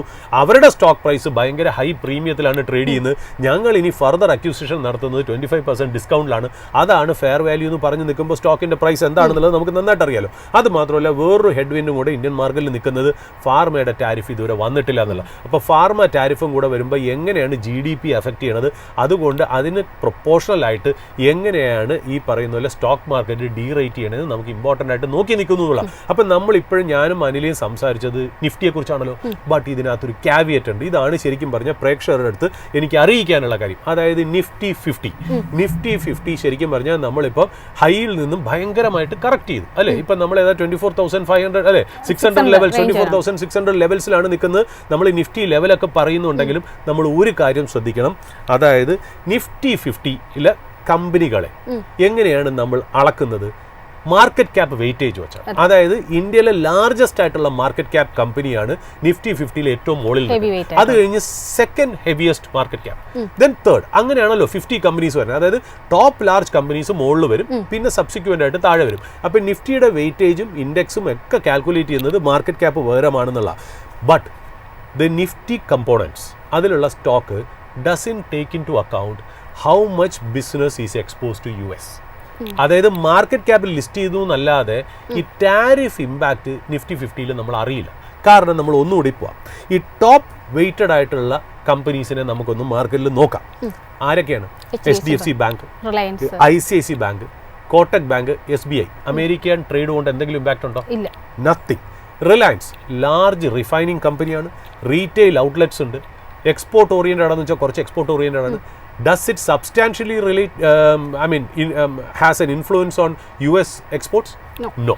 പിന്നെ അത് മാത്രമല്ല Infosys, TCS, Wipro, HCL Tech, Tech Mahindra. Of course, they have a substantial interest in US. But does it subject to any tariff right now? No. ഇതുവരെ മെർക്കൻഡൈസ് ഗുഡ്സിന് മാത്രമേ ടാരിഫ് ഉള്ളൂ, സർവീസസിൽ ടാരിഫ് വന്നിട്ടില്ല എന്നുള്ള. അപ്പം ഞാൻ ഈ പറഞ്ഞ ഇത്രയും കമ്പനീസ് നിഫ്റ്റിയിലെ ടോപ്പ് കമ്പനീസാണ്. ഇവർക്കാർക്കും US ആയിട്ട് യാതൊരു ബിസിനസ്സും ഇല്ല എന്നുള്ളതാണ് ഒന്നാമത്തെ കാര്യം. രണ്ടാമത് നമ്മൾ ഇനി ബാക്കിയുള്ള കമ്പോണൻസിനെ നോക്കാം. ഞാനൊന്ന് ജസ്റ്റ് വായിച്ചു പോകാം. എവിടെയാണ് ഉള്ളതെന്നൊന്ന് പറയാം. LICയിലില്ല, ITCയിലില്ല, ഭാരതി എയർടെലില്ല, യൂണിലെവറില്ല, ബജാജ് ഫിനാൻസ് ഇല്ല, L&T ഇല്ല, M&M ഇല്ല, മാരുതി ഇല്ല, അൾട്രാടെക് സിമെന്റ് ഇല്ല, ആക്സിസ് ബാങ്ക് ഇല്ല, NTPCക്കില്ല, ടൈറ്റൻ ഇല്ല, സൊമാറ്റോ ഇറ്റേണൽ ഇല്ല, അഡാനി പോർട്സിനില്ല, ഭാരത് ഇലക്ട്രോണിക്സിനില്ല, അഡാനി എന്റർപ്രൈസസ് ഇല്ല, പവർ ഗ്രിഡിനില്ല, ഏഷ്യൻ പെയിന്റ്സിനില്ല, കോൾ ഇന്ത്യനില്ല, ബജാജ് ഓട്ടോക്കില്ല, നെസ്ലേക്കില്ല, ജിയോ ഫിനാൻഷ്യൽസിനില്ല, ട്രെൻഡിനില്ല, SBI ലൈഫിനില്ല, HDFC ലൈഫിനില്ല, ഐഷർ മോട്ടോഴ്സിനില്ല, അപ്പോളോ ഹോസ്പിറ്റലിനില്ല, ശ്രീറാം ഫിനാൻസിനില്ല, ടാറ്റ കൺസ്യൂമറിനില്ല, ഹീറോ മോട്ടോഴ്സിനില്ല, ഇൻഡസിൻഡ് ബാങ്ക്. ഇത്രയും കമ്പനികൾക്ക് അമേരിക്കയായിട്ട് യാതൊരു ബന്ധവുമില്ല. ഇനി ആർക്കെങ്കിലും ചെറുതായിട്ട് ബന്ധം വരാനോ ഉണ്ടെങ്കിലോ തന്നെ മെറ്റൽ കമ്പനിയായ നമ്മൾ ഈ പറഞ്ഞ പോലെ JSW steel, Tata steel, Hindalco, അല്ലെങ്കിൽ ചിലപ്പോൾ ഇനി പോസിബിളി വരാൻ പറ്റുന്നത് സിപ്ല, സൺഫാർമ, ഡോക്ടർ റെഡ്ഡീസ്. അതായത് ഞാൻ പറഞ്ഞു വന്ന ഒരേ ഒരു കാര്യമുള്ളൂ, Nifty 50 doesn't represent the true impact of US tariff. അതായത് US ടാരിഫിൻ്റെ ഇമ്പാക്റ്റ് എന്താണെന്ന് നിഫ്റ്റി 50യുടെ ലെവൽ നോക്കാൻ കണ്ടുപിടിക്കാൻ പറ്റില്ല എന്നുള്ളതാണ്. എവിടെയാണ് ഇത് ഹിറ്റ് ചെയ്തിരിക്കുന്നത്? ഏറ്റവും കൂടുതൽ ലേബർ ഇൻറ്റൻസീവ് ആയിട്ടുള്ള sectors like Gems and jewellery, textiles and apparels, പിന്നെന്താ വന്നേക്കുന്നത് ഓട്ടോ കമ്പോണൻസ്, ഗാർമെൻറ്റ്സ്, ഈ വക കാര്യങ്ങളിലാണ് ഏറ്റവും കൂടുതലായിട്ട് വന്നത്. അതായത് export heavy mid cap small cap കമ്പനിയിലാണ് ഏറ്റവും കൂടുതൽ ഇമ്പാക്റ്റ് വരുന്നത്. അപ്പോൾ നമ്മുടെ മാർക്കറ്റ് കറക്റ്റ് ചെയ്തു എന്ന് പറഞ്ഞ് നമ്മൾ 50-50യുടെ ലെവൽസ് അന്തസ്സോടുകൂടി നമ്മൾ പറയുമ്പോൾ തന്നെ US-ലെ ട്രേഡ് ഇമ്പാക്റ്റ് നിഫ്റ്റി 50യിൽ റിഫ്ലക്റ്റ് ചെയ്യുന്നില്ല എന്നുള്ളതാണ് ഇമ്പോർട്ടൻറ്റ് കാര്യം. In spite of that Indian market is down എന്നുള്ളതാണ് വളരെ ഇമ്പോർട്ടൻ്റ് ആയിട്ടുള്ളൊരു കാര്യം. ഒരു കാര്യം കൂടെ ഞാൻ ജസ്റ്റ് പറഞ്ഞു വയ്ക്കുക എന്നുള്ളതാണ്, നമ്മളിപ്പം most widely held stock retail investors ഏറ്റവും കൂടുതൽ ഹോൾഡ് ചെയ്യുന്ന സ്റ്റോക്സ് ഏതൊക്കെയാണെന്ന് നമ്മൾ ഇന്ത്യൻ മാർക്കറ്റിൽ നോക്കുകയാണെങ്കിൽ പണ്ട് 2015 റിലയൻസ് പവർ ആയിരുന്നു ഏറ്റവും കൂടുതൽ 37 ലക്ഷം ഈ ഷെയർ ഹോൾഡേഴ്സ് ഉണ്ടായിരുന്നു. പിന്നെ അത് കഴിഞ്ഞ് RIL, SBI, Tata steel, NHPC ഇതൊക്കെയായിരുന്നു ശരിക്കും പറഞ്ഞാൽ ഹോൾഡ് ചെയ്യുന്നത്. 2020 ആയപ്പോഴത്തേക്കും ഏറ്റവും കൂടുതൽ ആൾക്കാർ, അതായത് 31 lakh ഷെയർ ഹോൾഡേഴ്സ് ഉണ്ടായിരുന്ന കമ്പനി റിലയൻസ് പവർ, പിന്നെ SBI, പിന്നെ RIL, യെസ് ബാങ്ക് എന്നിങ്ങനെ രീതിയിലാണ് 2020 വന്നത്. 2025 ആയപ്പോൾ ഇന്ന് ഏറ്റവും കൂടുതൽ റീറ്റെയിൽ ഷെയർ ഹോൾഡേഴ്സ് അല്ലെങ്കിൽ number of share, retail share holders അല്ല total number of share holders ഉള്ളത് ടാറ്റ മോട്ടോഴ്സിലാണ്. 67.5 ലക്ഷം ഷെയർ ഹോൾഡേഴ്സാണ് ടാറ്റ മോട്ടോഴ്സിനുള്ളത്. മൂന്നാമത്തെ കമ്പനിയാണ് ഇൻട്രസ്റ്റിംഗ് യെസ് ബാങ്കും വോഡാഫോണും. യെസ് ബാങ്കിനകത്ത് 63.6 ലക്ഷം ഷെയർ ഹോൾഡേഴ്സ്, വോഡാഫോൺ 61.8 ലക്ഷം. അതിൻ്റെ ഇമ്പോർട്ടൻസ് എന്താ? ശരിയാണ്, അത് അങ്ങനെ തന്നെ വരുള്ളൂ. കാര്യം ഈ രണ്ട് സ്റ്റോക്കും 100 രൂപയ്ക്ക് താഴെയാണ്. നമ്മുടെ ഏറ്റവും കൂടുതൽ റീറ്റെയിലേഴ്സ് കയറി സ്റ്റക്കായിരിക്കുന്ന സ്റ്റോക്കും ഇത് തന്നെ ആയിരിക്കുന്നുള്ള. പിന്നെ വരുന്നത് ടാറ്റ സ്റ്റീലാണ് 58.2 ലാക്ക് ഷെയർ ഹോൾഡേഴ്സ്. പിന്നെ വരുന്നത് സുസ്ലോൺ 56 ലാക്ക് ഷെയർ ഹോൾഡേഴ്സ്. കാരണം എന്താ? അതും വീണ്ടും ലോ പ്രൈസ് സ്റ്റോക്ക്. അതായത് ലോ പ്രൈസ് സ്റ്റോക്ക് ആയിട്ടുള്ള സ്റ്റോക്കുകൾക്ക് ഇന്ത്യൻ റീറ്റെയിലേഴ്സിന് വലിയൊരു ഇഷ്ടമാണ്. അതായത് ക്വാണ്ടിറ്റി കൂടുതൽ മേടിച്ചാൽ നമ്മൾ കൂടുതൽ പൈസ ഉണ്ടാക്കും എന്നുള്ള മിഥ്യാബോധത്തിലാണ് ജീവിക്കുന്നത് എന്നുള്ള. അപ്പോൾ 2025 ഏറ്റവും വലിയ റിസ്ക് ഇതേപോലുള്ള സ്റ്റോക്കിൽ ആൾക്കാർ ചെന്ന് പെട്ടുപോയി എന്നുള്ളതാണ്. അതൊന്ന് ശ്രദ്ധിക്കേണ്ടതായിട്ടിരിക്കുന്നു. അപ്പോൾ ഇതൊരു ഓപ്പണിംഗ് സ്റ്റേറ്റ്മെൻറ്റിൽ ഇത്രയും കാര്യങ്ങളൊന്ന് ജനങ്ങളിലേക്ക് അറിയിക്കണം. അതിനകത്ത് ഇമ്പോർട്ടൻ്റ് ആയിട്ടുള്ള കാര്യം, Nifty 50 doesn't represent the exact impact of US trade tariff എന്നുള്ളതാണ് മനസ്സിലാക്കേണ്ടത്. In spite of that market is down. So be careful about the mid cap and small cap segment. അവിടെയാണ് റിയൽ ഇമ്പാക്റ്റ് ഉള്ളതെന്നുള്ളത് മനസ്സിലാക്കണം എന്നുള്ളത് ഒന്ന് പറഞ്ഞു വെക്കുന്നു അനില. ശ്രദ്ധാലും നമുക്കിപ്പോൾ മാർക്കറ്റിൻ്റെ ഒരു അപ്ഡേറ്റ്സ് കൂടി പരിശോധിക്കുന്നത്. മാർക്കറ്റ് അപ്ഡേറ്റ്സുമായിട്ട് നമ്മളോടൊപ്പം ചേരുന്നത് റിസർച്ച് ഡെസ്കിൽ നിന്ന് നിഖിലാണ്. Nikhil, good morning. Good morning ആണല്ലോ നിഖിൽ. നിലവിൽ ഇപ്പോൾ മാർക്കറ്റ് 24,600 എന്നൊരു ലെവലിലേക്ക് ആണ് എത്തിയിരിക്കുന്നത്. പ്രധാനമായിട്ട് ആ ഒരു ലെവലിൽ തന്നെയാണ് കൺസോൾഡേറ്റ് ചെയ്തിരിക്കുന്നത്. എന്തൊക്കെയാണ് മറ്റ് അപ്ഡേറ്റ്സ്? അല്ല സൂചിപ്പിച്ചതുപോലെ തന്നെ നിഫ്റ്റി 50യെ സംബന്ധിച്ചിടത്തോളം നിലവിൽ പരിശോധിക്കുമ്പോൾ ഏകദേശം ഒരു 0.5%-ഓളമുള്ളൊരു ഇടിവാണ് നിഫ്റ്റി 50 രേഖപ്പെടുത്തുന്നത്. ഏകദേശം 110 പോയിന്റുകളോളമുള്ളൊരു നഷ്ടം രേഖപ്പെടുത്തുന്നു നിഫ്റ്റി 50യിൽ നിന്ന്. നിലവിൽ 24,614 എന്ന് പറഞ്ഞൊരു നിരക്കിലാണ് നിഫ്റ്റി 50യിൽ ഒരു ട്രേഡിംഗ് നടക്കുന്നത്. അഡ്വാൻസ് ആൻഡ് ഡിക്ലൈൻ റേഷ്യോ പരിശോധിക്കുകയാണെങ്കിൽ നിലവിൽ 20 ഓഹരികൾക്കാണ് ഒരു നേട്ടം രേഖപ്പെടുത്താൻ സാധിക്കുമ്പോൾ 30 ഓഹരികൾ നിലവിൽ നിഫ്റ്റി 50യിൽ നിന്ന് ഒരു ഇടിവ് കാഴ്ചവെക്കുന്നു. നിഫ്റ്റി ബാങ്കിലേക്ക് വരികയാണെങ്കിലും ഏകദേശം 0.5% മുകളിലുള്ളൊരു ഇടിവ് നിഫ്റ്റി ബാങ്കിങ് സൂചികയുടെ ഭാഗത്ത് നിന്നും ഉണ്ടാകുന്നു. അതായത് നാളെ മോണിറ്ററി പോളിസിയും മറ്റുമൊക്കെ വരാനിരിക്കുന്നു. അതിന് മുൻപ് ഇപ്പോൾ നിഫ്റ്റി ബാങ്ക് പരിശോധിക്കുകയാണെങ്കിൽ ഏകദേശം ഒരു 0.25% മുകളിലൊരു ഇടിവ് രേഖപ്പെടുത്തിക്കൊണ്ട് 50,455 എന്ന് പറഞ്ഞൊരു നിരക്കിൽ നിഫ്റ്റി ബാങ്കിനെ സംബന്ധിച്ചിടത്തോളം ട്രേഡിംഗ് നടക്കുന്നു. അഡ്വാൻസ് ആൻഡ് ഡിക്ലൈൻ റേഷ്യോ പരിശോധിക്കുകയാണെങ്കിൽ 8 ബാങ്കിങ് ഓഹരികൾ നിലവിൽ നേട്ടം രേഖപ്പെടുത്തുമ്പോൾ 4 ബാങ്കിങ് ഓഹരികൾക്കാണ് ഒരു ഇടിവുള്ളത്. തിരിച്ച് നിഫ്റ്റി 50യിലേക്ക് തന്നെ വരികയാണെങ്കിൽ നിലവിൽ ഏറ്റവും മികച്ചൊരു പെർഫോമൻസ് നിലവിൽ കാണാൻ സാധിക്കുന്നത് ഇൻഡസിൻഡ് ബാങ്കിൻ്റെ ഭാഗത്ത് നിന്നാണ്. ഏകദേശം 2.25% മുകളിലുള്ള ഒരു നേട്ടം ഇൻഡസിൻഡ് ബാങ്ക് കാഴ്ചവെക്കുമ്പോൾ ഗ്രാസിം ഇൻഡസ്ട്രീസും ആക്സിസ് ബാങ്കും പരിശോധിക്കുകയാണെങ്കിലും 0.5% മുകളിലുള്ള ഒരു നേട്ടം ഇരു ഓഹരികളുടെ ഭാഗത്ത് നിന്നും ഉണ്ടാകുന്നു. അൾട്രാടെക് സിമെൻറ്റ് നോക്കുകയാണെങ്കിൽ 0.5% മുകളിലുള്ളൊരു നേട്ടം ഉണ്ടാകുമ്പോൾ ജിയോ ഫൈനാൻഷ്യൽ സർവീസസിനും ഏകദേശം 0.5%-ഓട് ചേർന്ന് നിൽക്കുന്ന രീതിയിലുള്ള ഒരു മികച്ച ഒരു പെർഫോമൻസ് തന്നെ കാണാൻ സാധിക്കുന്നു. നിലവിലൊരു ഇടിവ് നേരിടുന്ന ഒരു ഓഹരി പരിശോധിക്കുകയാണെങ്കിൽ HDFC ബാങ്കിനെ സംബന്ധിച്ചിടത്തോളം ഏകദേശം 0.25% മുകളിൽ 1%-ഓട് ചേർന്ന് നിൽക്കുന്ന രീതിയിലുള്ളൊരു ഇടിവാണ് നിലവിൽ ഇപ്പോൾ HDFC ബാങ്കിലുണ്ടാകുന്നത്. നിഫ്റ്റി ബാങ്ക് പരിശോധിക്കുകയാണെങ്കിലും അല്ലെങ്കിൽ നിഫ്റ്റി 50 പരിശോധിക്കുകയാണെങ്കിലും ഒക്കെ ഒരു ഡ്രാഗ് ചെയ്യുന്ന ഒരു പ്രധാന എലമെൻറ്റ് എന്ന് പറയുന്നത് HDFC ബാങ്കിലുള്ള ഒരു ഇടിവ് തന്നെയാണ്. അതായത് ഏറ്റവും വലിയ ഹെവി വെയ്റ്റഡ് ആയിട്ടുള്ള HDFC ബാങ്കിൻ്റെ ഭാഗത്തുനിന്ന് ഈ ഒരു വലിയൊരു ഇടിവുണ്ടാകുന്നു. കൂടാതെ ഭാരത് ഇലക്ട്രോണിക്സ് പരിശോധിക്കുകയാണെങ്കിലും ഏകദേശം 1.25% മുകളിലുള്ള ഇടിവ് ഭാരത് ഇലക്ട്രോണിക്സ് കാഴ്ചവെക്കുന്നു.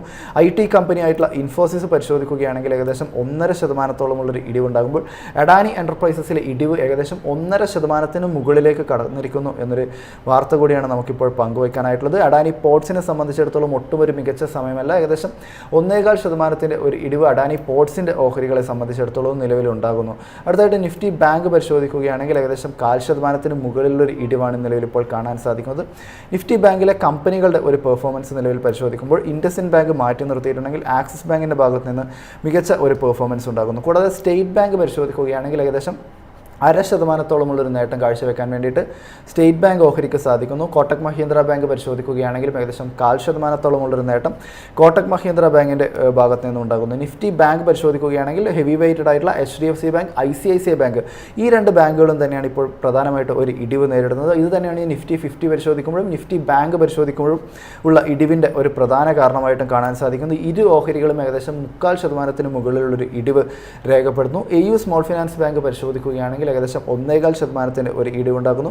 Punjab National Bank, Bank of Baroda ഓഹരികളെ സംബന്ധിച്ചിടത്തോളം ഏകദേശം ഒരു 0.5%-ഓളമുള്ളൊരു ഇടിവാണുള്ളത്. അടുത്തായിട്ട് സെക്ടേഴ്സിൻ്റെ നിലവിലെ ഒരു പെർഫോമൻസ് പരിശോധിക്കുകയാണെങ്കിൽ ഇന്നത്തെ ഒരു ട്രേഡിംഗ് ദിനത്തിൽ നിഫ്റ്റി PSU ബാങ്കിങ് സൂചിക്ക് ഒരു മാർജിനിലായിരിക്കുന്ന ഒരു നേട്ടം കാഴ്ചവെക്കാൻ സാധിക്കുന്നത് മാറ്റി നിർത്തിയിട്ടുണ്ടെങ്കിൽ ബാക്കിയുള്ള പ്രധാനപ്പെട്ട എല്ലാ സെക്ടറുകളും തന്നെ ഇടിവിലേക്ക് നീങ്ങിയിരിക്കുന്നു. എല്ലാ സെക്ടറും ഒരു ചുവപ്പ് പടർന്നിരിക്കുന്ന ഒരു കാഴ്ചയാണുള്ളത്. നിഫ്റ്റി PSU ബാങ്കിങ് സൂചിക പരിശോധിക്കുകയാണെങ്കിൽ നിലവിൽ 6866 എന്ന് പറഞ്ഞൊരു നിരക്കിലാണ് നിഫ്റ്റി PSU ബാങ്കിങ് സൂചികയിലെ ട്രേഡിംഗ് നടക്കുന്നത്.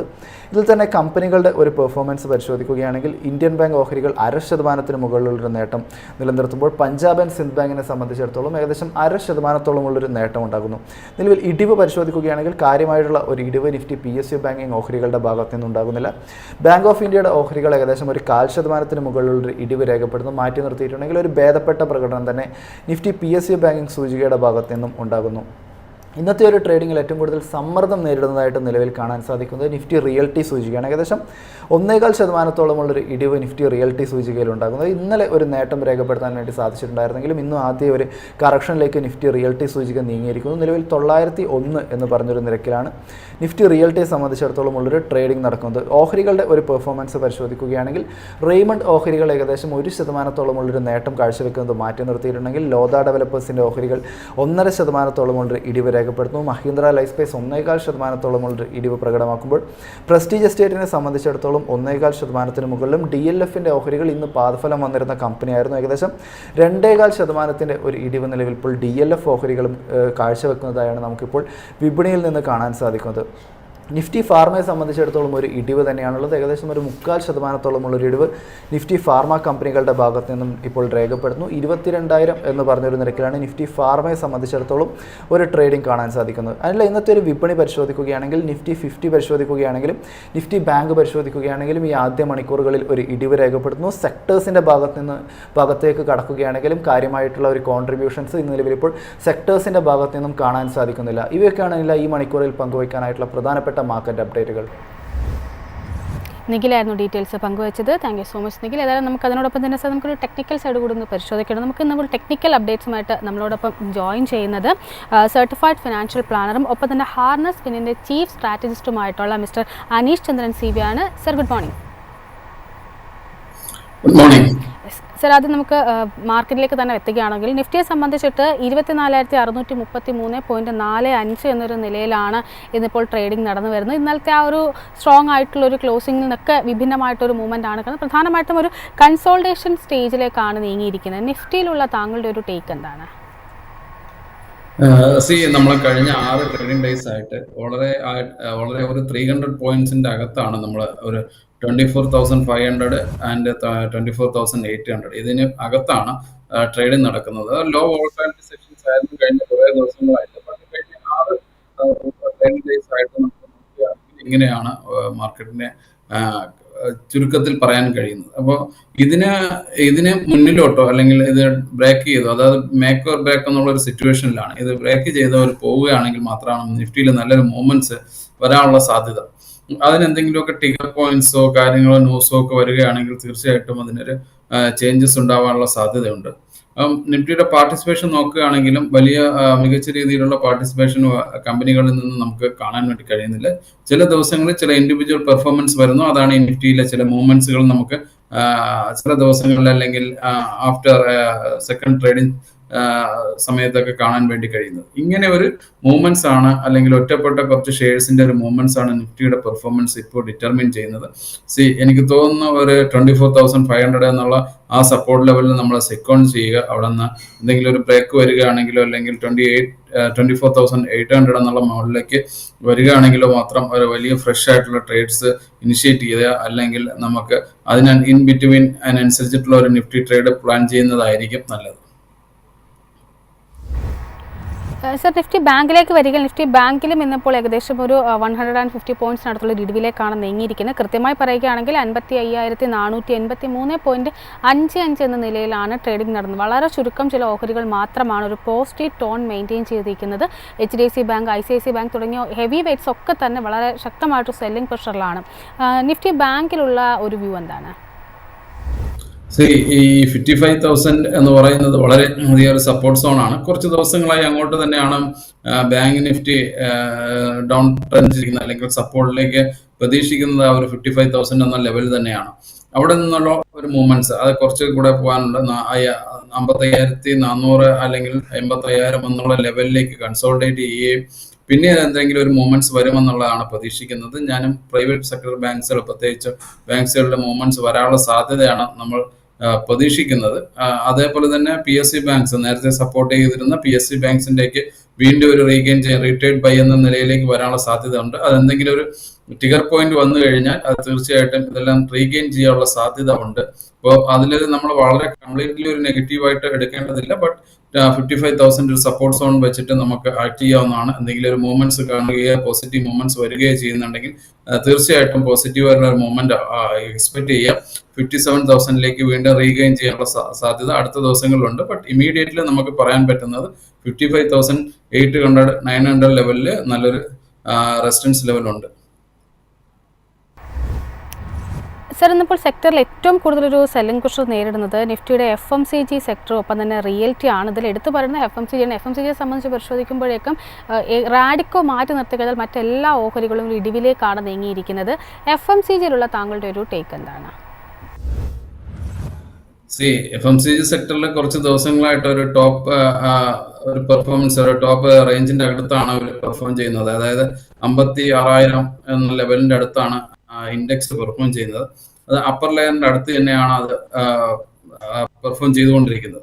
ബട്ട് ഇതിൽ നമുക്ക് ഈ ഇമ്പോർട്ടൻ്റ് ആയിട്ട് കാണേണ്ടത് ഈ അപ്പർ ലെവലിന്റെ അടുത്ത് നിന്ന് എന്തെങ്കിലും ഒരു പ്രോഫിറ്റ് ബുക്കിംഗ് വരാനുള്ള സാധ്യതയാണ് നമ്മൾ കാണുന്നത്. അതുകൊണ്ടാണ് ഈ ഇൻഡിവിജ്വൽ സ്റ്റോക്സിലെല്ലാം തന്നെ ഡൗൺ ട്രെൻഡോ അല്ലെങ്കിൽ എന്തെങ്കിലും ഒരു ഡൗൺ ഫോളോ ഒക്കെ വരികയാണെങ്കിൽ 54,000ലേക്ക് വരാനുള്ള സാധ്യതയുണ്ട്. അത് വളരെ നെഗറ്റീവ് എന്ന് നമുക്ക് പറയാൻ കഴിയില്ല, എങ്കിലും ചെറിയ പ്രോഫിറ്റ് ബുക്കിംഗ് ഈ ഇൻഡെക്സിൽ എക്സ്പെക്ട് ചെയ്യുന്നുണ്ട്. ഇൻഡിവിജ്വൽ സ്റ്റോക്സിൽ അതിനനുസരിച്ചിട്ടുള്ള മൂവ്മെന്റ്സുകൾ ഉണ്ടാവാം. ചില സ്റ്റോക്സുകൾ പോസിറ്റീവായിട്ട് പെർഫോം ചെയ്യാൻ കാരണം മൺസൂൺ ഒക്കെ തന്നെ വളരെ നോർമൽ ആൻഡ് എക്സ്പെക്റ്റഡ് ആണ് ചില സ്ഥലങ്ങളിലെല്ലാം തന്നെ. അത് അപ്പൊ ഈ റെയിൻഫാളിനെ മോസ്റ്റ്ലി ഡിപ്പെൻഡ് ചെയ്യുന്ന ഒരു സെക്ടേഴ്സ് കൂടെയാണ്. അതുകൊണ്ട് തീർച്ചയായിട്ടും അതിലൊരു പോസിറ്റീവ് ഔട്ട്കം പിന്നീട് പ്രതീക്ഷിക്കാം. ഇപ്പോഴത്തെ ലെവലിൽ എന്തെങ്കിലും ഒരു പ്രോഫിറ്റ് ബുക്കിംഗ് വരികയാണെങ്കിൽ ഒരു ബൈ ചെയ്യുന്ന ഒരു സ്ട്രാറ്റജി ആയിരിക്കും നമുക്ക് ഇമീഡിയറ്റ്ലി നല്ലത്. ബട്ട് ഒരു short time to long time range കസ്റ്റമേഴ്സിനെ സംബന്ധിച്ച് തീർച്ചയായും പോസിറ്റീവ് ആയ ഒരു ഔട്ട്കം തന്നെ ആയിരിക്കും പ്രതീക്ഷിക്കാൻ കഴിയുന്നത്. സർ, അപ്പം തന്നെ ഇപ്പോൾ നിഫ്റ്റി ബാങ്കിലേക്ക് വരുമ്പോൾ ഇൻഡസിൻഡ് ബാങ്ക് ആണ് ഒരു പക്ഷേ ഇന്നത്തെ ഒരു മികച്ച പ്രകടനം നടത്തുന്ന ഓഹരിയായിട്ട് മാറിയിരിക്കുന്നത്. ഏകദേശം ഇൻഡസിൻഡ് ബാങ്കിനെ സംബന്ധിച്ച് പരിശോധിക്കുമ്പോഴും പുതിയൊരു CEO ഓഗസ്റ്റ് 25 മുതൽ അപ്പോയിന്റ് ചെയ്യുകയാണ്. രാജീവ് ആനന്ദാണ് എത്തുന്നത്. തീർച്ചയായിട്ടും ആക്സിസ് ബാങ്കിൻ്റെ ഡെപ്യൂട്ടി ഡയറക്ടർ, ഡെപ്യൂട്ടി MD ആയിട്ടായിരുന്നു അദ്ദേഹം വർക്ക് ചെയ്തുകൊണ്ടിരുന്നത്. ഏതായാലും അവിടെ നിന്ന് ആക്സിസ് ബാങ്കിൽ നിന്ന് ഇപ്പോൾ ഇൻഡസിൻഡ് ബാങ്കിലേക്ക് എത്തുകയാണ്. ഒരു ഘട്ടത്തിൽ വളരെയധികം സെല്ലിംഗ് പ്രഷറും ധാരാളം അലിഗേഷൻസും ഒക്കെ ഉയർന്നു വന്നിരുന്നൊരു ബാങ്ക് കമ്പനി കൂടിയായിരുന്നു ഇൻഡസിൻഡ് ബാങ്ക് എന്ന് പറയുന്നത്.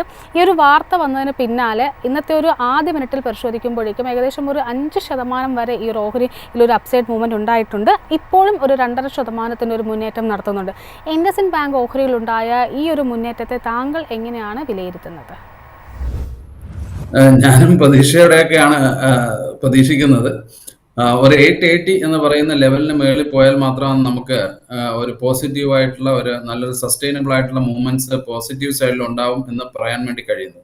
അല്ലെങ്കിൽ നമ്മൾ നേരത്തെ പറഞ്ഞതുപോലെ മുമ്പൊക്കെ നമ്മൾ ഒരുപാട് തവണ തന്നെ റിവ്യൂ ചെയ്തിട്ടുള്ളത് 750, 880 എന്ന് പറയുന്ന ആ കൺസോൾട്ടേഷൻ ലെവലിനകത്തായിരിക്കും ഇനിയും ട്രേഡ് ചെയ്യാനുള്ള സാധ്യത. എനിക്ക് തോന്നുന്നു കുറച്ചുകൂടെ കണ്ടിന്യൂ ചെയ്യാനുള്ള സാധ്യതയുണ്ട്. കാരണം ഒരു പുതിയ ന്യൂസ് വന്നു, പുതിയൊരു ലീഡർഷിപ്പ് വരുന്നു എന്നത് അതിനെ വളരെയധികം പോസിറ്റീവായിട്ട് വാച്ച് ചെയ്യുന്ന ആളുകൾക്ക് പോസിറ്റീവ് തന്നെയാണ്. ബട്ട് ഇതിൽ ഇനി എന്തൊക്കെയോ എങ്കിലും നെഗറ്റീവ്സ് പുറത്തു വരാനുണ്ടെങ്കിൽ അതെല്ലാം വന്ന് ഫെയ്ഡ് ഓഫ് ചെയ്തതിന് ശേഷം നമുക്കതിൽ ഫ്രഷ് പൊസിഷൻ എടുക്കുന്നതായിരിക്കും നല്ലത്. ഇപ്പോഴത്തെ ലെവലിൽ നമുക്ക് പറയാൻ വേണ്ടി സാധിക്കും 750 ആൻഡ് 880 എന്ന് പറയുന്ന രണ്ട് അപ്പർ ലെവലും ലോവർ ലെവലുമുള്ള ലെവലിലായിരിക്കും ട്രേഡ് ചെയ്യുന്ന ഒരു കൺസോളിഡേറ്റഡ് മൂവ്മെന്റ്സ് ആണ്, കണ്ടിന്യൂഷൻ പാറ്റേൺസിലെ ഒരു മൂവ്മെന്റ്സ് ആണ് ഇപ്പോൾ ഉള്ളത്. അത് 880 മുകളിൽ ബ്രേക്ക്ഔട്ട് ചെയ്യുകയാണെങ്കിൽ തീർച്ചയായിട്ടും വളരെ പോസിറ്റീവായിട്ടുള്ള മൂവ്മെന്റ്സ് വരാനുള്ള സാധ്യതയുണ്ട്. അങ്ങനെ വരികയാണെങ്കിൽ മാത്രം നമുക്ക് ഫ്രഷ് ആയിട്ട് ഇനിഷ്യേറ്റ് ചെയ്യുക. റിസൾട്ട് വന്ന കമ്പനികളിലേക്ക് എത്തിക്കാൻ DLF ആണ് പ്രധാനപ്പെട്ടത്. ഒരു പക്ഷേ ഇന്നിപ്പോൾ നിഫ്റ്റി റിയൽറ്റിയിൽ ഏറ്റവും കൂടുതൽ ഇടിവ് രേഖപ്പെടുത്തുന്ന ഓഹരികളിൽ ഒന്നാണ് DLF എന്ന് പറയുന്നത്. സെക്ടർ പരിശോധിക്കുകയാണെങ്കിലും ഏകദേശം 1.25% മുകളിൽ ഇടിവിലേക്ക് ആണ് റിയൽറ്റി നീങ്ങിയിരിക്കുന്നത്. DLFനെ സംബന്ധിച്ച് അവരുടെ റിസൾട്ട് കഴിഞ്ഞ ദിവസം പബ്ലിഷ് ചെയ്തിട്ടുണ്ടായിരുന്നു. പൊതുവെ ഭേദപ്പെട്ട നല്ല നമ്പേഴ്സ് തന്നെയാണ് പബ്ലിഷ് ചെയ്തിരിക്കുന്നത്. മാനേജ്മെൻറ്റ് ഭാഗത്തു നിന്നും ഒരു പോസിറ്റീവായിട്ടുള്ള കമൻട്രി ആണ് എത്തിയിരിക്കുന്നത്. DLF ഓഹരികൾ പക്ഷേ നിലവിലൊരു ഇടിവിലാണ്. ഏകദേശം 2.25% ഇടിവിലേക്കാണ് DLF ഓഹരികൾ എത്തിയിരിക്കുന്നത്. DLF ഓഹരികളിലുള്ള താങ്കളുടെ ഒരു ടേക്ക് എന്താണ്? ഇതൊരു ലോങ് റണ്ണിൽ നല്ലൊരു പാറ്റേൺ ആണ് DLFൽ കാണാൻ വേണ്ടി കഴിയുന്നത്.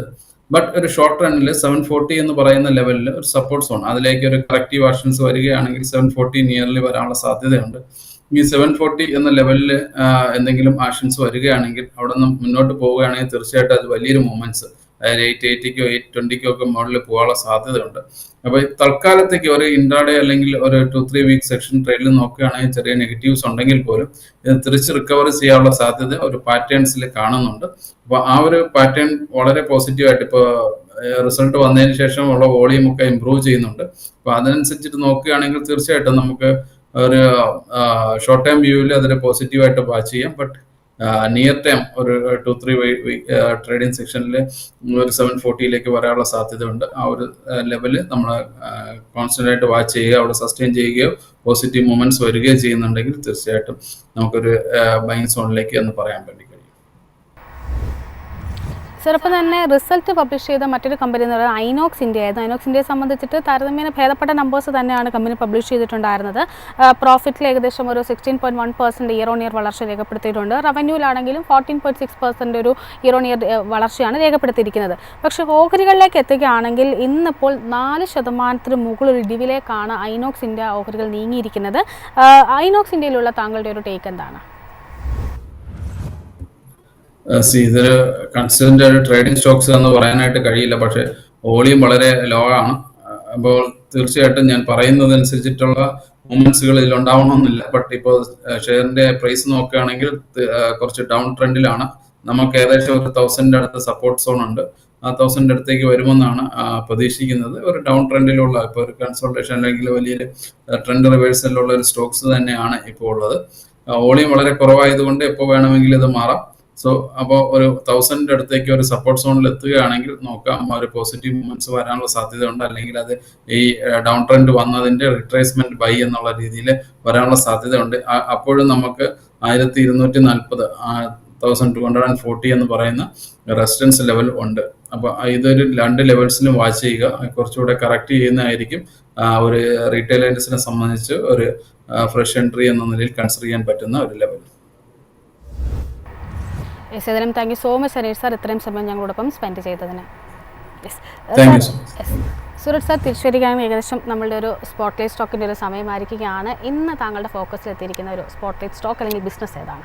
അനില, ആക്ച്വലി ഈ വീക്കെൻഡിൽ നമ്മൾ കഴിഞ്ഞ വീക്കെൻഡിൽ ഞാൻ നെറ്റ്ഫ്ലിക്സിലും അല്ലെങ്കിൽ ആമസോൺ പ്രൈമിലൊക്കെ നമ്മുടെ ഏതെങ്കിലും OTT ചാനലിലൊക്കെ ഏതെങ്കിലും സിനിമ കണ്ടുകൊണ്ടിരിക്കുമ്പോൾ പഴയ ഒരു എപ്പിക് വാർ മൂവി ഉണ്ട്. അതൊരു ഓസ്കർ അവാർഡ് കിട്ടിയൊരു മൂവിയാണ്. ആ സിനിമയുടെ പേര് bridge on the river Kwai, KWAI Kwai എന്ന് പറയുന്ന ഒരു മൂവിയുണ്ട്.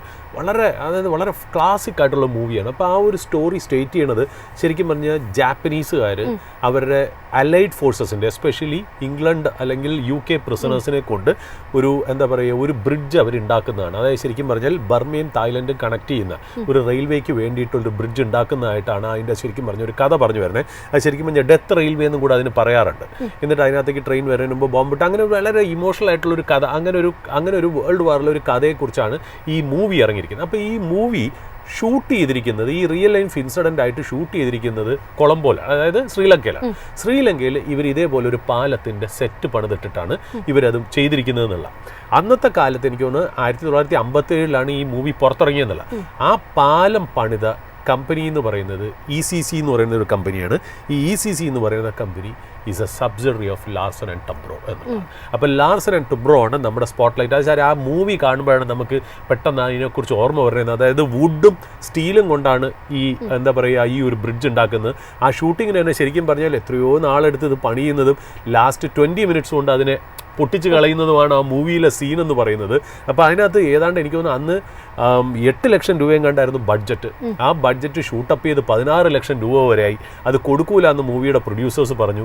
അത് കഴിഞ്ഞ് എന്തോ കേസ് പോയി. അങ്ങനെയൊക്കെ എങ്ങാണ്ടാണ് ഇത് എൻ്റെ കഥ നടന്നത്. അതായത് ഇതിൻ്റെ സെറ്റിൻ്റെ കാര്യങ്ങളൊക്കെ നടന്നു എന്നുള്ള.